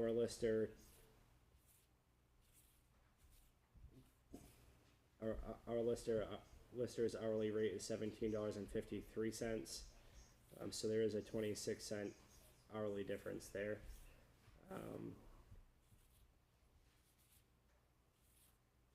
And then our lister works more hours, so there's a $7,600 annual difference. Is that our town, there's no way that that's our town's labor rate for the listers, right? Don't you contract with whoever, the company to do, That's an assessor, right? so So that's not in this. This is just the labor for Weathersfield for lister position, correct. the shaded in number, right? That's correct. Okay. Library directors. The average library director, based on this population, is $26.19 an hour, or $46,000 a year. Our salaried library director, which it says hourly there, but it needs to be turned to an S, is $25.61 an hour. There's a 57-cent difference there for the hourly rate. And the gross pay is $53,278, which is $6,500 above average. All right, library staff.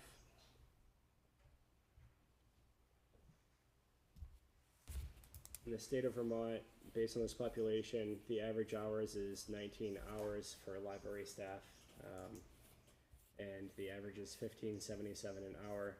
Our library staff makes $16.43 an hour, which is 66 cents more than average per hour. Full-time police officers, the average is $27.29. The average annual salary is $66,650. Our police officer makes $26.70, so there's a 59-cent difference. There's an $11,000 difference annually, but I just wanted to note that our full-time police officer receives a $10,000 stipend for the SIU grant work, which balances the difference, in my opinion. The problem with that is it relies solely on a grant that's funded and the clock is ticking, so it walks a fine line, it might not be funded next year. So that, just because it's funded now it's not to be assumed as an annual fund that keeps on happening. That's the danger in that. Is that correct? 59 cents, doesn't seem to me that a 59-cent per hour difference equals $11,000 a year. If you're 40 hours a week for 52 weeks, that's what, 2,040 hours or something like that, times 59 cents is a little over $1,000. Well, And all I'm you not have to, sure, all you have to do is subtract the 55,536 from the 66,650. Right, but if you look at the hourly rates, it doesn't make sense. so the gross pay, If he makes 59 cents an hour less than the average, that's not $11,000 a year. so there's a pay rate and then there's a gross pay line, and that number probably includes more hours than 40. So the more accurate thing to look at, I would think, is the hourly rate, because the hours might vary. Correct.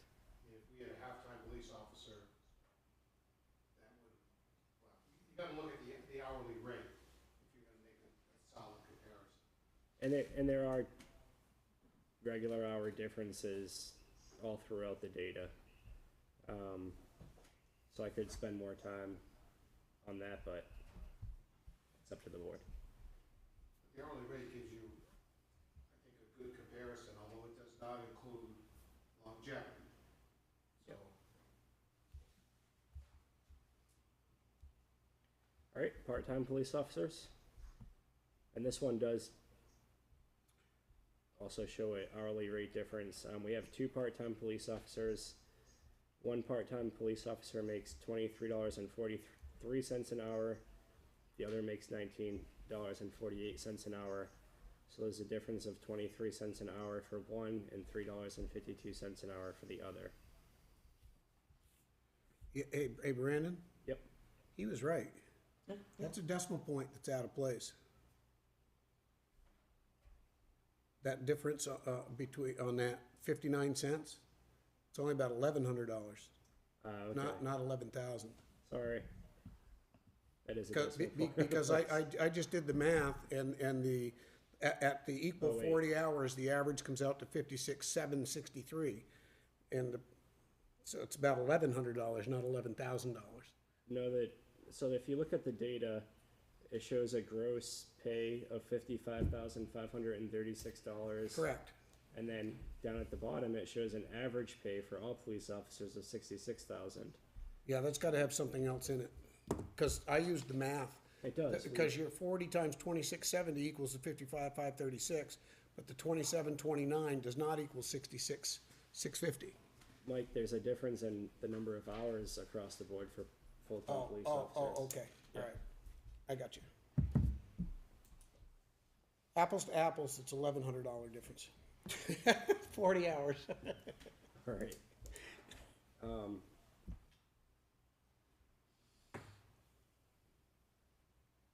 We're done with part-time police officers, right? Okay, on to the highway department.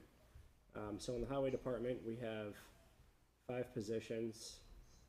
Position 1 pays $24.29 an hour, position 2 is $22.70 an hour, positions 3 and 4 are $20.79 an hour, and then position 5 is $20 an hour.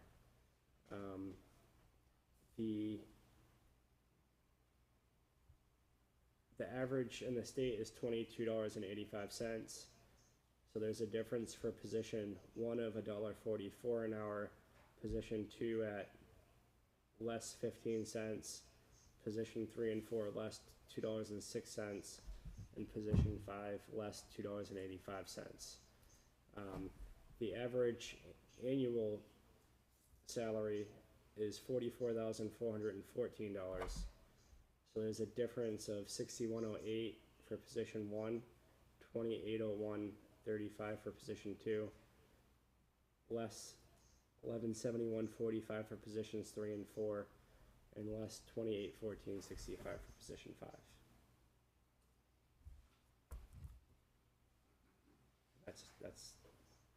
That's the compensation study. So if the board wants me to spend more time on this and drill into the data a little bit more, I can, or if this is enough, then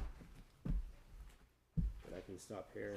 Do you have any recommendations on the compensation, or any changes to compensation for individuals outside of a department increase, individual increases?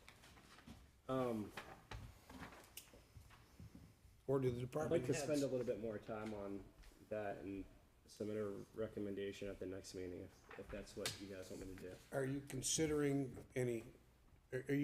that there are some that need to be, based on what we just saw? Yes.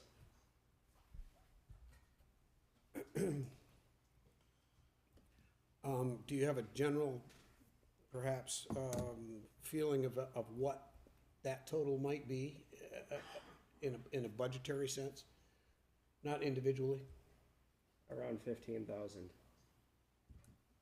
So that would be 15,000 we could currently add to across the board, Half a penny. yeah, half a penny, the general fund and the highway fund. That's complete, right? You're talking everywhere? Yeah, I can key in on the differences and explain it in more detail in the next. I'm just trying to kind of ballpark us so that we can get into the COLA discussion that's coming up. I just want to, I don't want to lose track of the fact that we're talking about possibly adding money to the existing budget that we said doesn't have any increases in it. So as far as the general fund, I don't think the general fund requires any compensation increases outside of the COLA. But I think that the highway department and the transfer station requires adjustments. Okay, and you're thinking around a half a penny, 15, yep, half a Okay. penny. Yep. Ray? And as a side note, a lot of those adjustments are already included in the budget if we are going to consider eliminating that position. Those wages would be divvied up to cover the insurance cost increase of 18%, Well, but that's not how I'm looking at it, Ray. What I'm looking at are the numbers that are here on the piece of paper. And what's, he's gonna make some recommendations, that looks like a half a cent added to what we have here in front of us. So we can take that, we can factor that in when we consider the COLA, which is next.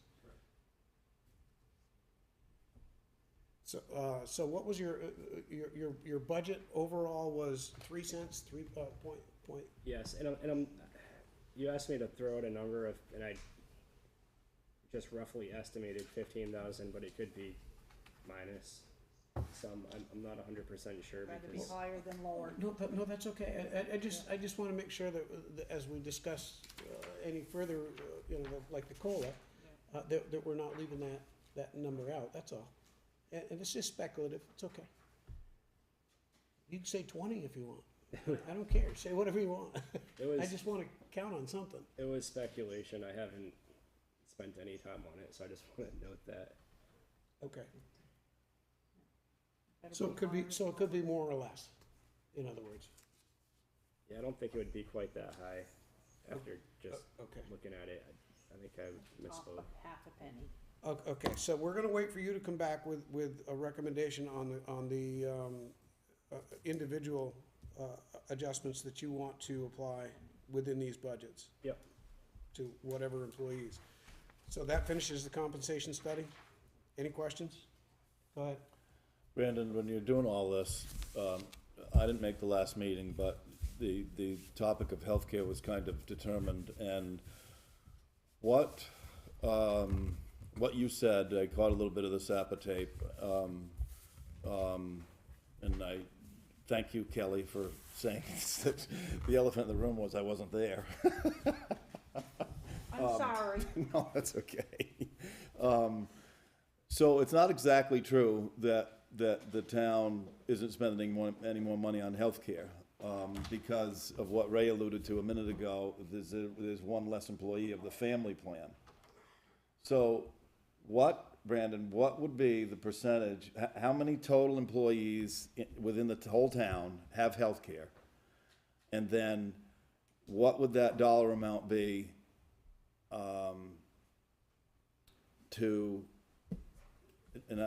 I understand what you said, the town spent something like, don't quote me on it, it was a number that was the total dollar amount responsible for healthcare from the town. 200 and something. Yeah, and that number, So, I did explain. I understand what you meant, Yep. but it was divided by one less employee, so the town is on the hook for an additional $26,000 of cost dispersed between the remaining employees. Correct. Yes. So, whenever we've had discussions in the past about compensation, you must, it's the second biggest thing outside of salary is healthcare. What on a percentage basis does that equal? I wanna know the answer to that question. Can I give it to you in the next meeting? Yeah, Okay. I'm not in any hurry, but when you, because I've heard lots of times, well, I don't wanna go in the minus, I wanna be whatever, and that's okay, but I wanna know what the town's cost, which we have to pay, and nothing was changed, 86% of the premium. MVP announced a significant increase. That's part of the system, we only have MVP and Blue Cross to pick from. I asked Candy before I came to the meeting what Blue Cross did with the school, and she couldn't remember. She knows that the school just signed a 3-year contract, they have a union, and it is in the she couldn't remember whether it was this year was the beginning of the 3-year cycle, but normally they argue back and forth and they make it retroactive to, a year ago they started all this. And it was pretty much the healthcare was not changed at the school. They have to pay 20% of the premium. But Blue Cross announced a double-digit increase. And their pay raise, which I'm sure they're gonna argue, was 3, 3, and 3 for a 3-year contract. So that's the question I have, is what would that number be, because the town does have to pay an increase in MVP?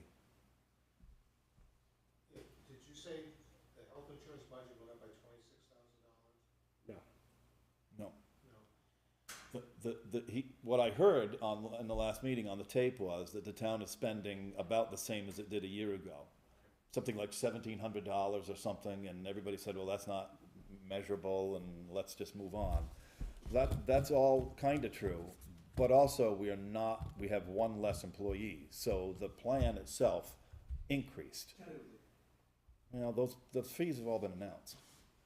So it showed, in the health insurance report that I submitted, I did demonstrate that the number of people on health insurance in 2022 and the difference in 2023. I'm looking back at the packet now. You're right, you can do this for another meeting. Yeah. I mean, all we have to do is, which you can do at Blue Cross or MVP, is just ask how much the single premium was, ask how much the two-person premium was, and how much the family plan was in 22, 23, 24. It's really simple. I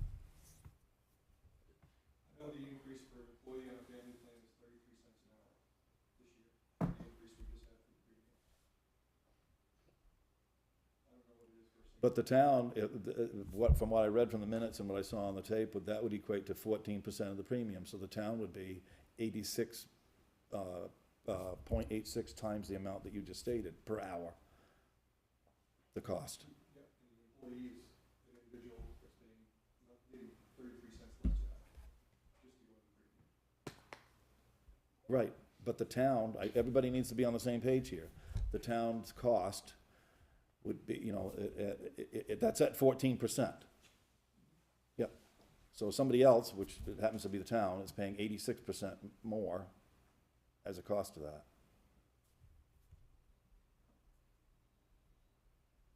So the taxpayers picked up 8 times what the individuals picked up. It's all part of the, for me, it is, I mean, it is, every other year it is. I understand everything about costs, I get it. And I don't wanna go backwards. The board made a decision, good, that's good, it's good with me. Any other questions on healthcare?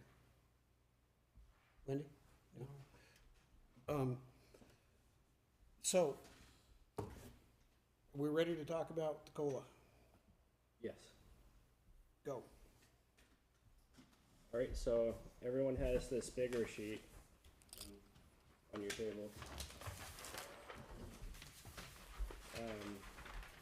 And if anybody else wants one of these, you can pick it up on the table. And basically what this shows is what the total budget increase would be based on the percent increase for the COLA. So in the FY23, on the left side of the page, it shows what we spend on wages that would receive a COLA for each fund. So 589,000 in the general fund, 374 in the highway fund, 45,041 in the solid waste fund, for a total of $1,009,021. So in addition to wages, FICA and retirement, workers' compensation and unemployment increase as wages increase. So down the bottom in orange, it shows what the total budget increase would be, what the tax increase would be, and how much that equates to on a $200,000 house annually. So for a 2% cost of living adjustment, it would be $26,136, or 0.0079, or $15.80 annually on a $200,000 house. At 5%, it would be a $62,300 difference, or 0.0188 on the tax rate, or $37.60 annually on a $200,000 house. Or at 10%, it would be a $122,000 increase overall, or 0.0369, or $73.80 on a $200,000 house.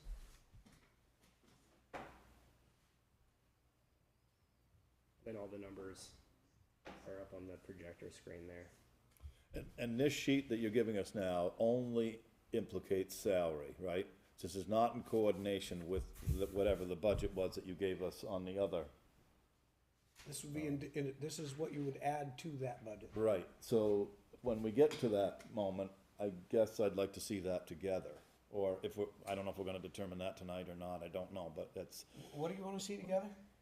well, he just went through the budget stuff, so this is a little, when you look at this, when you say how much it's gonna cost for a house and this other, it's a little, you have to bring up another sheet to add that to it, and then, I would go to the budget increase based on a percent in the increase. If you look at that line, that top line in the orange, and let's say you go out to 5%, you're looking at 62,300, 2 cents that you add to your tax rate.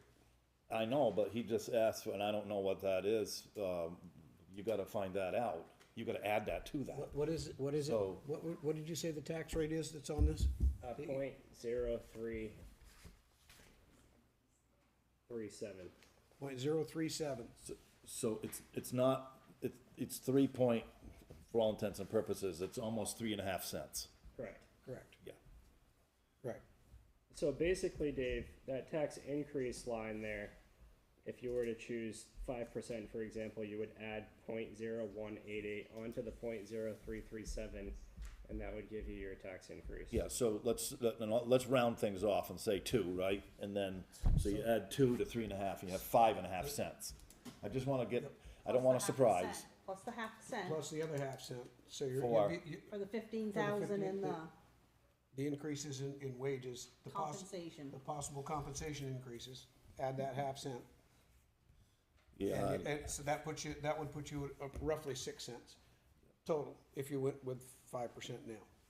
A 6 cent increase in taxes. And that's, as you had pointed out earlier, or asked earlier, what about any other articles?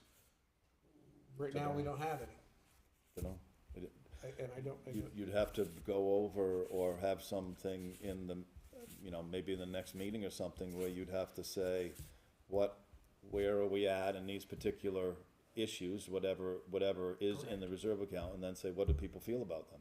correct. That's, you'd have to have that conversation down through the whole list, I don't know. Okay. So that would be the next thing to discuss, would be No, and this is, it's not in any order, it's just one thing. For instance, you know, what is the schedule, what is the thought process? I know that you just bought a fire truck. When's the next dump truck up? When's the next loader up? What's going on? Because things are gonna get a lot tighter. I mean, interest, we can't borrow now for, what is it, 4, at the town? And I think we're about cooked on borrowing on our own money right now, for me. I always have been, but, so it's not gonna be as easy as saying, well, we'll just use all the money at 0 or 1 for ourselves. Not to mention the fact that things are getting a lot more pricier, machines, so it's just something to think about.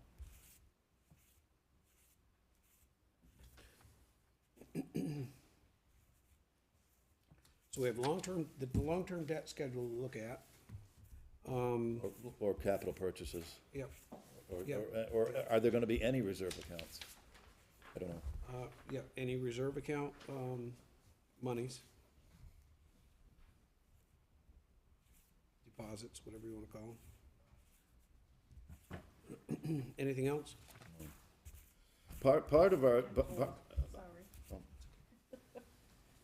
I'm not, you know, I heard that Brandon was looking for $15,000 to move some salaries around. I think that he might be able to find that within, part of my process is to learn what is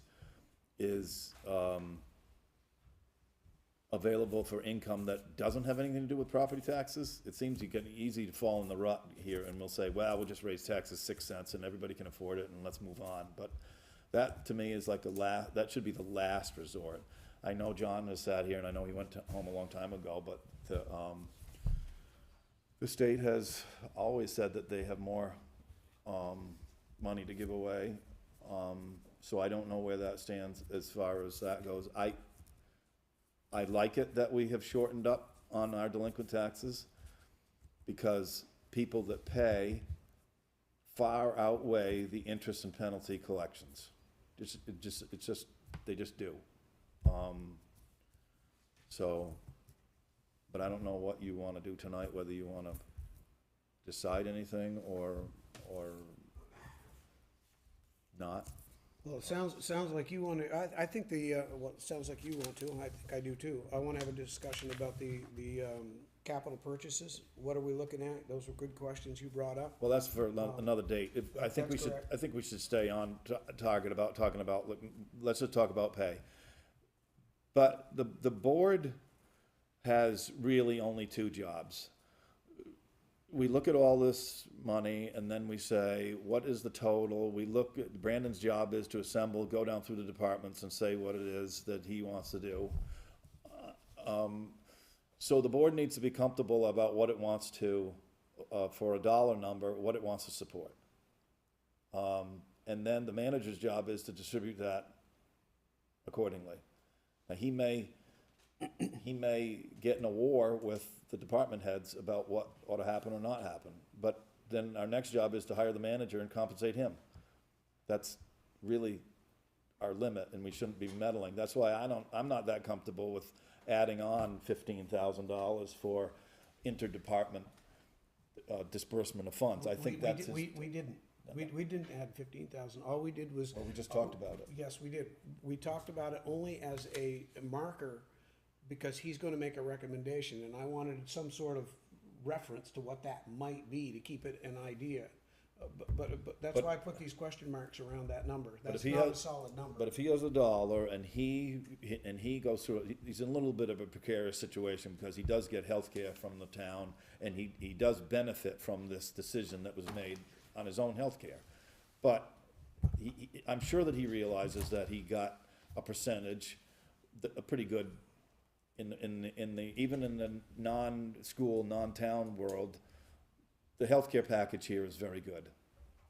We can argue about what's offered in the state of Vermont, that's a whole different decision. But I think the number that we should be concerned with is the total amount, and it hasn't gone by the budget committee yet, for the general fund, the highway fund. The solid waste is kind of a unit amongst itself. And I heard him say that he didn't want to go up on the per Well, that's kind punch of where fund. I'm trying to get. Yeah. I'm trying to do it in a somewhat simplified process from what we've used before, and you're trying to complicate it No, again. not really. Oh, because I heard that he wanted another 15,000. I'm not into the, wait a minute, somebody deserves it more than somebody else. I'll leave that up to the administration. And that's what I'm doing. That's why that number's not necessarily 15,000. He said it could be less, could be more. And he doesn't think it's gonna be that much. The idea was that for us just to keep in mind that he's gonna recommend some raises for certain people, not across the board. This discussion is about the COLA, which is across the board. And it has a direct impact on that bottom line number that you're talking about for all of these budgets. And what I'm trying to do is just get us to a place where we know all of the data before as we make these decisions. You know, because it does have an impact on that bottom line number. You brought up a really good point, the capital purchase long-term debt schedule. I'd like to see what that stuff is. You know, what the plan is, you know, when is the next truck? Dump truck, grader, whatever, it isn't a grader, I know that, but, fire truck, you know, what do we got going there? Is there any money that needs to go into reserves for either, or for any of those? What's the plan on that? What are the fund balances, that exist? Highway has, I think somewhere around $60-something thousand left. What is the plan for that $60,000? Is that already accounted for somewhere? We're looking to transfer it into reserves. Okay, and what's the plan on that? So that's okay, because that's not a budgetary item really. I mean, it is, and it's not something that's gonna affect the tax line unless you're gonna ask for a half a cent or a penny or something for a reserve account. And I don't know that either, if you have any plans there. We're not looking to, In the budget is already $15,000 in there going into one of the reserves. The other reserve, we're talking about using fund balance instead of asking for 1% extra in tax space.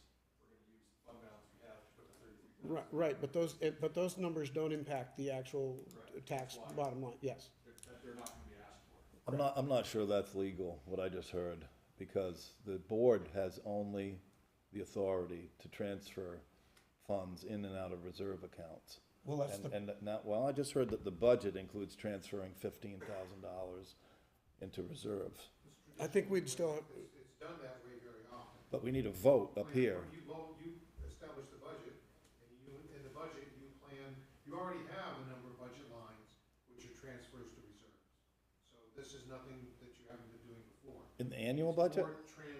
it's much more transparent when the voters see it right there than when you suddenly decide at a meeting that you're gonna take the surplus and put it somewhere, push it into the reserves. yeah.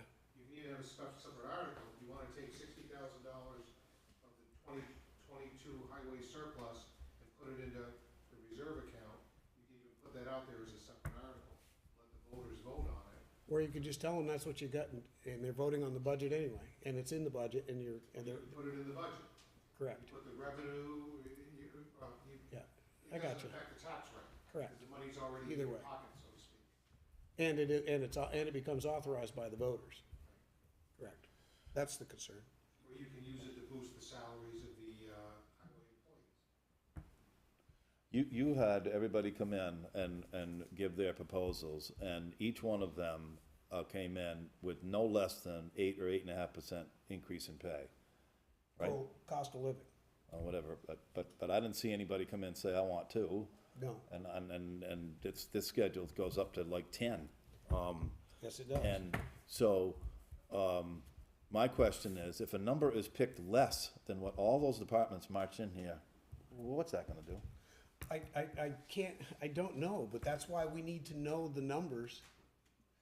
You know, okay, the other way to look at it is, if we go with the 10%, and if we were to go with this 10% on here, and I'm just using that for an example, that's 4 cents you're gonna add to the tax rate per 100,000, on top of the 3.5 that's already there, 5.5 that's already there.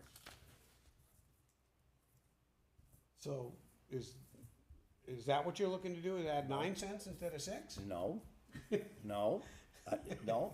I'm just asking. But this is the first time I've seen the implications of what the budgets would be, right here, the first time. Right? I didn't look at it before tonight, but the departments were all in here, you know, one by one, and probably assuming that they're just all set, everything's all set for me, it's all 8%, I'm getting a pay No, raise. because, no, that, I made it very clear that was not the case. One of the issues is there's much more than just a pay raise to the cost of the town, and Brandon has spelled it out here on the workman's comp and other associated costs, taxes and so forth. It's not Which is just- why I wanted to do it this way, so we could look at all of those increases together and know exactly what that impact was on the bottom line before we made a decision. So I'm agreeing with you that these things here are very important, and we need to get to those, you know, before we make a decision. Has Paul looked at any of these? No, I probably don't not. think so. He was sent all this information, Yeah, that didn't- and I can't confirm whether he's looked at it or not. Any thoughts from either one of you? Well, it's just, my question just would be, I know that the state set an 8.8% for next year for cost of living, and I don't know how you base what you know, as far as the pay raises go. Because you also have to take into account the health insurance and so on and so forth, and Well, I agree with Dave on what he said as far as the pay raises go, and I told Brendan the same thing, I'm not gonna micromanage that. Ray, Brandon, they're the department heads that pretty much would make any recommendations for individual compensation advances. But I mean, I'm wondering if the cost of living, people are, I mean, anybody that's in tune with what's going on is listening to what the state's, you know, speculating. I know ours came back at 8.8%, so I'm assuming. Yeah, and I think the federal was 8.7, right? Yes. You know, I'm aware of that. So So I'm assuming that's the numbers that people are hearing, Yep. and people may be asking for more or less, but I'm just saying that's what I also think part of what Dave's trying to say is the increase, because there was no change in the percentage on the healthcare, share. That rose for everybody, rose for the town, rose for the employees. It, stayed the way it was a year ago. Go ahead. Last year, there was a 3% raise, and the COLA was recommended to be 5.9. The actual cost of living was 7.7. So that's our concern. So you're, As employees, one of the concerns.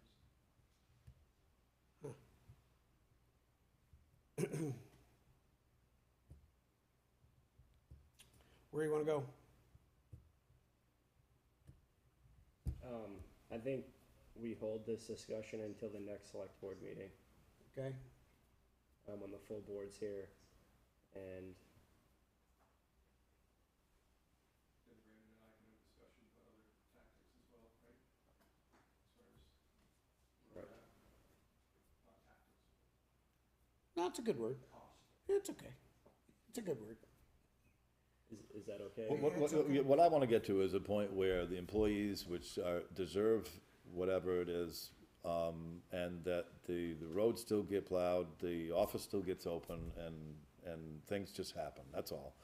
Everybody knows that it's not very easy, that's all. So if you can find a way between the department heads, and I wanna get back to what I said at the beginning, that the board really only has two jobs: to hire a manager to run the town, and then to support whatever the dollar amount is for the general fund, for the highway fund, and then the solid waste, and then let him do his job, and he may not have friends, I don't know. Listen to Steve. Yeah. He can listen to anybody, he can listen to everybody, it doesn't bother me. No, Dave, I don't disagree with you, not one bit.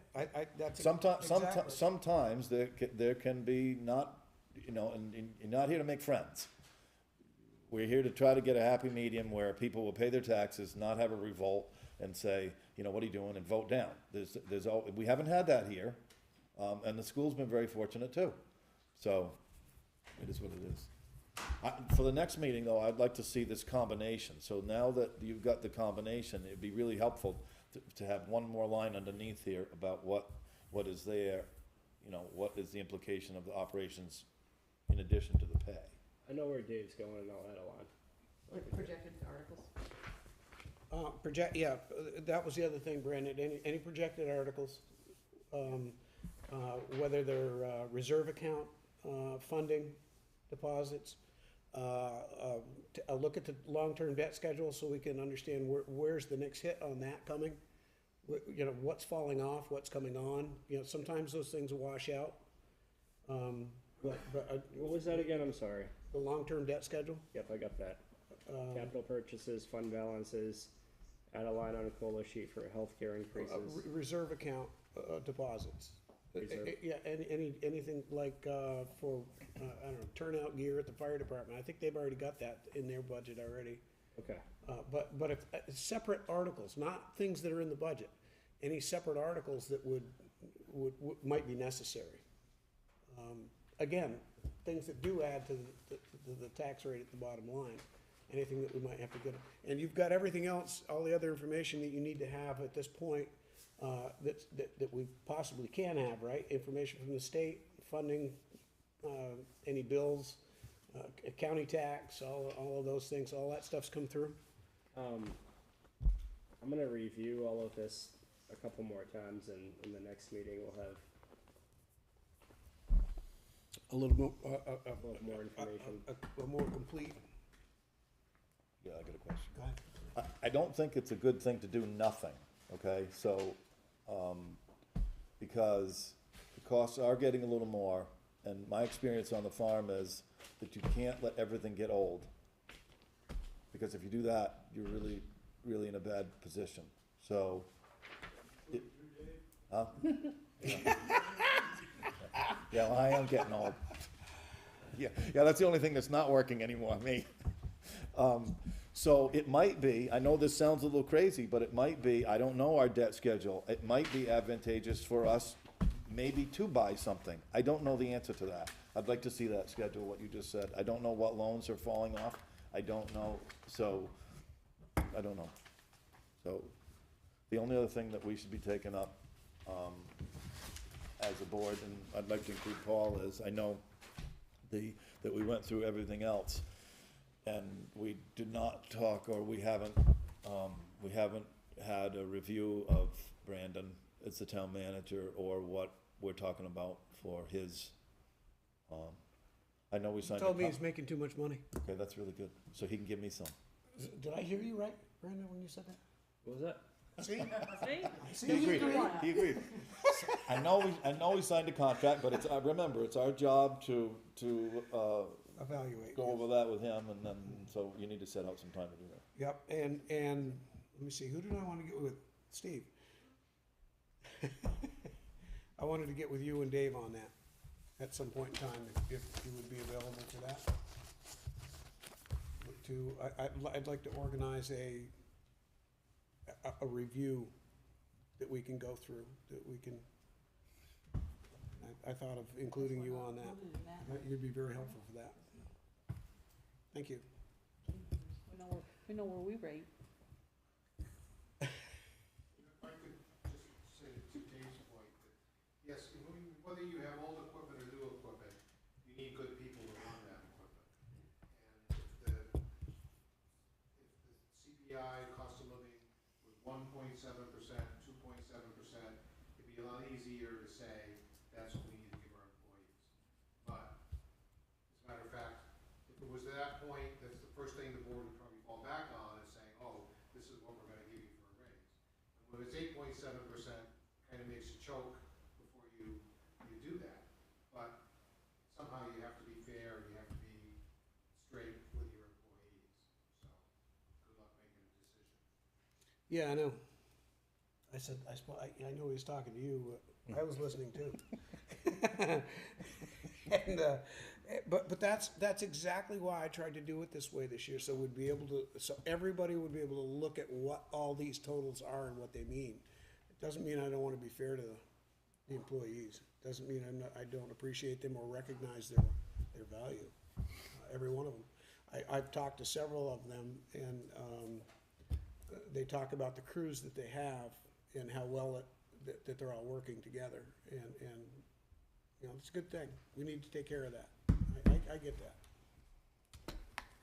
I do. Ray, Yes, the other Ray. Ray Moore. I run the grade for the board members that I don't know, the other two I do. I run the grader, I'm a 12-year employee in the town of Weathersfield. I enjoy my job for the most part, most days, most weather, whenever we're working. I would just like to make the board aware of the fact that we have not had any pay increases in the department for over 4 years now, when you are making your decisions as far as pay raises, pay scale. When I started 12 years ago, healthcare was all inclusive with my job. It's not anymore. And the big thing, I guess, is not having any raises for 4 years now. Last year it was 3. I said the same thing at the budget meeting last year. The cost of living for everyone has gone up dramatically. We all know that. Cost of everything has gone up. I have my own business at home. I know exactly how much things have gone up. I'm just asking and letting you know that there are other options out there. There's significant sign-on bonuses for people who are trying to hire help from other places. And I'm not saying that I want to leave the town of Weathersfield, but that decision should possibly include that thought that we've been running short-handed for almost 2 years now, sometimes 2 people short. There was 8 people working when I started, I believe it was 8. And now we're down, some days there's 4 of us right we've been shorthanded. And I just think it's time to consider that when you're making your decisions. So my question is, can I ask Ray a question? We don't have the fire departments here or anything. Do you have a projection on equipment, or where do you feel as far as, because I thought the last time we had a meeting that we were in a place where, I'm not saying we're not gonna need new equipment, because I know that that's all, but I'm saying like, I thought we were in a really good place as far as equipment went for the time being, or is there a need that we don't know about? The next piece of equipment will be replacing the backhoe. Right after that, there'll be a dump truck. And that'll be, next year or the year after will be the backhoe. So it'll be a 2-year, 1 to 2 years. And that's where looking at the long-term debt schedule is important, because there's vehicles that are purchases that are on there that are 5, 7, whatever, and something will be falling off and something slides in. For instance, we were paying $36,000 a year for a dump truck and $34,000 for a grader. Now we're paying $17,000 for a grader and paying $15,000 or $16,000 for a dump truck. So there's ways to tweak it, add years, Right. has better trading value. We've made adjustments. I was just curious if there was just something that, as far as your department. To speak on Ray's point, we get COLA raises, and that's all we've got in the highway. Okay, I didn't We know don't that. have, we had a review system set up, and that was froze 4 years ago, and the whole pay scale was froze 4 years ago on board, and we don't have one, so it's kind of been in limbo. A few people were moved around at that time, and there's a few people that got left behind at that time, right in the middle of the process, so. Well, we just went through the compensation study, and I think what the compensation study showed us, correct me if I'm wrong, is that the highway department is where we need to be focused on these increases. So, that's, in my conversations with Brendan, I know that's where that's headed. And on my crew's behalf, they have busted their butts. We are Oh, we know. people. And we keep having the surplus in my budget, and a lot of it is because we have an employee that's not there. And that's gone now. One thing that was brought to the attention of me through talking to these guys, and I knew about it as well, is starting pay. To entice somebody to start working in the highway department, you need to offer $21, $22 an hour. We can't do that fairly for people who have been there for 8, 9 years that are making $20.89. That is correct. So that's what we're trying to figure out how to do it in the budget. The way we are right now is a perfect chance to do it, because we're absorbing that cost of the employee. They're concerned, a lot of these guys are retiring, and the ones that are retiring, they're concerned for the highway department when they're gone, who are you gonna get to replace them? I mean, that speaks a lot. They have to stay, they can't retire, they have to stay. They could just stop there and retire. He said he won't let you. And, I don't think it's asking a lot. We went from 9 personnel, we're down to 7. We're talking about doing it 6. We have another person that's out all winter. Yep. We're still missing that employee. We're gonna make it work. And I just really want to thank, I don't care if I even get a raise this year. I want these guys to get a raise. And I'm on record as saying that. I just wanna make sure my employees can afford daycare and not have to get. Well, I think you're gonna, I can speak from what I said to Brent, I know what he's gonna recommend, or, no, I don't know exactly what he's gonna recommend, but I've discussed it with him. And that is separate from the COLA, that's gonna happen. And that's just, there's always options out there to discuss and talk about and figure out, and that's why I'm glad you guys aren't making a decision tonight. It's Brandon and I can have a discussion about it. Yeah, Again, I just wanna Did I just hear you, Ray, say that Mr. Moore or John needed daycare? He needed that. Okay, that's what I'm laughing about, because I'm. No, no, but I thought he was trying to tell me a surprise about tomorrow. He has one road. Okay, good, good. I gave him one road and took over the grader, and that's stay in the grader. Don't get out of the grader and talk to people. Anyway, thank you. yeah, and thank you guys over there at the fire department, the highway department, sorry. Fire departments too, for all you do. I know you guys are working hard out there. But it is our job up here to try to balance that either you guys hate us or the whole town hates us, right? But, let's not have that. Let's try to find that balance and take care of you guys the way you need to be taken care of. It's what we're working on. I really appreciate you guys taking time to think about it, not just making decisions like that. This whole process has been pretty recent as far as I'm concerned. Yeah, well, trying to pull it all together all at once and not make rash decisions. So I think it's working. He might not. Why are you blaming me? Well, I don't know. Gotta blame somebody. I didn't do nothing. It's her fault. Yep. Okay. What have we got left to do? So, yeah, where are we at here? Hey, Mike. Yes? There was Joe Foodlot at Yes. the beginning of almost the beginning of the meeting. He had a couple questions. Do you mind answering them? It's on the chat. I can try. Oh, Thank you, Wendy, for noticing the things in the chat.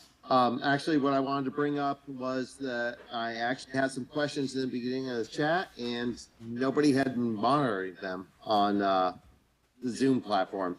Whether you're in person or on Zoom, you should be recognized. And I just know from the boards that I serve on, I'm constantly monitoring the Zoom, so I would expect the same for the select board. Hey, Joe? Let me interrupt you right there for a second. Yes. I do not see the Zoom projection tonight. The only thing I'm seeing tonight is a Budget sheet yeah, it's a budget item. PowerPoint The presentation. slideshow that Brandon had, What's that? the slideshow Brandon had. Yeah, that's the only thing I see. that, I couldn't see the chat because the slideshow was up tonight. So I just want to apologize for that, but that's the reason for it. No, 'Cause that's normally fine. I understand technical difficulties and all that stuff. I understand. But I do think that somebody on the select board should be logged into Zoom during the meetings to like note the things. Todd, as you know, Mike, as you know, during meetings that we've gone through, we've had people that have chimed in on the Zoom as well. So Yes, it would probably be a good idea. yeah. Olivia normally does that, again, but the slideshow was on top of everything. So I apologize. It was a good slideshow too. I apologize for not seeing it. So your questions are? They're back in the Zoom. Actually, they were for John Harrison. Oh, Oh, so what they read is, does the per pupil, consider all homeschool households, and, what would an increase in education tax do to those households? Homeschooler households. Round. I could, Joe, I can email John, or I can send you John Harrison's email, and I'm sure he'd be more than happy to answer those. isn't a homeschool, situation a tuition type situation? Homeschool's homeschool. It's not part of the education cost of Weathersfield. That's only the in-building costs. So no, the answer would be no. And how would the tax rate increase a person with homeschooling? So the same. The same as anybody who sends them to school. Same case. Yeah. Okay. And was there another question? Those were the two, one-ish, two-ish. That was it. That was all I had. Okay, do you want me to have, set you up with John Harrison so you can talk about that? Yes, I would appreciate that, actually. Thank you. Okay, Joe. Mike, Yes, I don't wanna forget about the town report and Doolittle's. Yeah, it's under other business. I but there wrote wasn't it under another- other business on my thing here. You wanna do that before or after warrants? What is the, what was the dollar amount? 8260 compared to 10080. Yeah, No. it went over 10,000 by Yeah, like less than $100. $10,080.87. But where did you get the 8260 from, a year ago? Yep. Yes. And, Mike Stankovich has asked for a increase. Is it the same amount of books? Yeah, due to the additional cost of paper and labor and The In 800 ink. bucks. What's the total dollar amount? 10,080. 10,080? Yep. And then that provides how many books? Enough annual reports for all the residents and All the parcels, yeah. Is that, do you do that just out of, curiosity, because there's 1,650 parcels, do you just get 1,650 books or no? We get a list of all the parcels, Yeah, and then we send enough for all the parcels plus additional to hand out in the town office. was that a yes or a no? Cause I know mine, I think, because I own 4 parcels, I think I only get 1 book, which is really good. Yep. So you save, 3 books, so I I'll, get- I'll take that money in cash. Get one for 2 of us. I'll Me take and that, my son. I'll take that money in cash. Okay. Um, Let me go so, upstairs. so do you get like 1,000? Has Mike said how many books are printed? 1,000? I don't know right off the top of my head. I'll have to look. Suzanne coordinates that, so I'm not completely I sure. move we waive the policy on purchasing and award the bid to Doolittle's for $10,080 for the town FY '24 town reports. I hear a second. I'll second. Motion's been made and seconded. Any discussion? That's a firm bid? He gave you that number? Yep. Okay. And there might be discussion. Just give me 1 second. Let me just take a peek at one thing real quick. Sorry. Wasn't talking to you. They know what they're doing. I mean, they know how many reports to print, so they've been through this rodeo. In fact, we already voted as a town. It was put on the floor to get rid of this, and there were a number of people, including me, saying, I'd really like this in print. Yes. So it's a done deal, I remember that. and so it's not going backwards. Brandon, while you're looking for that information, real quick off the top of your head, when do the reports from officers need to be in? No later than the 20th. December? Yep. So we did have 9750 in the budget this year. So it'll only exceed budget by about $300, a little over $300. Yep. Okay. Is that the end of the discussion? That's all I had. Anybody else? No. Motion on the floor to approve, $10,080, from the town reports to Doolittle's. To waive the And town's to highway, waive- to purchasing waive the fund. purchasing policy and authorize the expense. All those in favor signify by saying aye. Aye. Aye. Ask me if I'm awake now. Who is, I am, I'm falling asleep. by the way, for the record, who is taking minutes? It was recorded. The tape Okay, recorder. we're recording, okay, good. Good. Is there, we couldn't get anybody to come live to do? Chauncey, somebody Yeah, put out her work, so she's having to cover that position as well.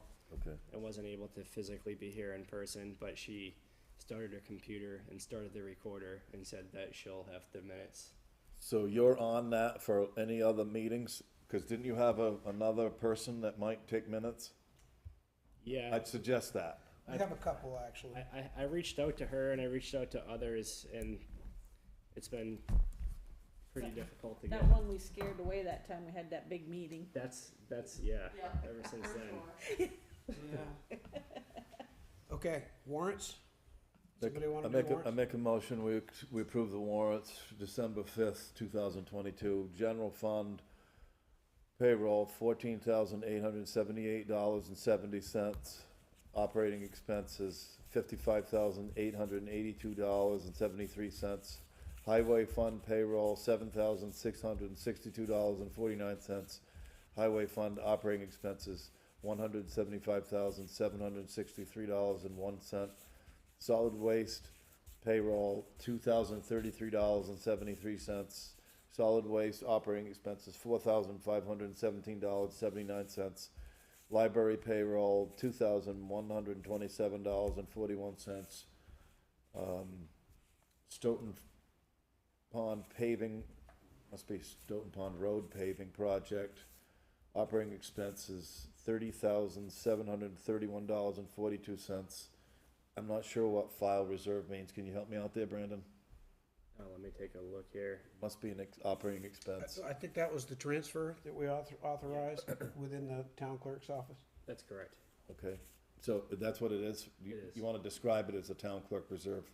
Okay, we'll do. $3,599.93. Grand total payroll, $26,702.33. Operating expenses, $270,494.88. Do I hear a second? I'll second it. We have a motion and second. Any discussion on the warrants? Yes, I do. Okay. Page and Page 3. Does it start on page 3? It does. Oh, it's a little different. I am looking for, where did it go? 11/29. What is this Christmas party barbecue stuff and the town hall Christmas party? What is that stuff? So I have an awards and recognitions line of $2,500, which was used prior to COVID for a town office Christmas party. So what occurs is all the employees get together and they have a dinner for Christmas. So me as a town people, I have to pay for someone to have a Christmas party? yes. They do have a Christmas party every year. Where's that gonna be, Brandon? It's at the Elks Lodge. I don't know if we have a town of Weathersfield, Elks Lodge? No, No. what Elks Lodge where? Where is it? Wednesday. Windsor. In Windsor?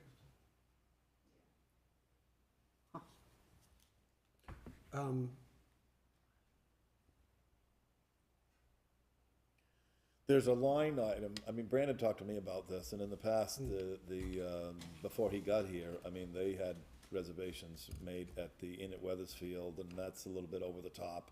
This is actually quite a significant lower amount of money, so I'm okay with this.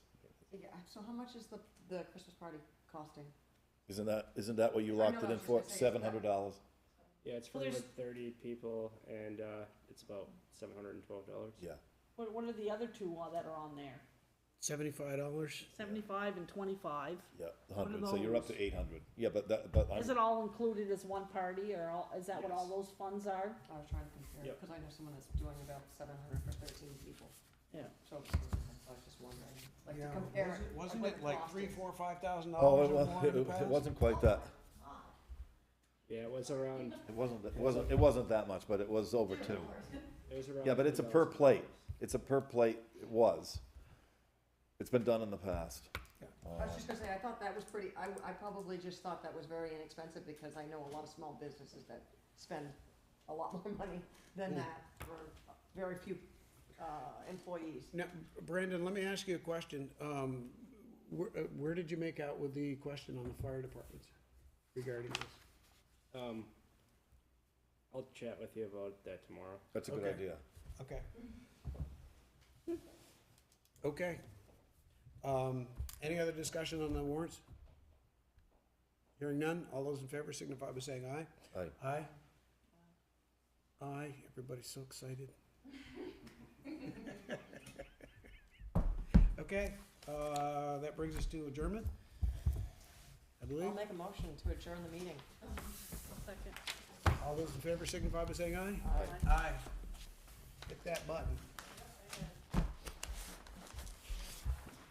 Okay. Is it off?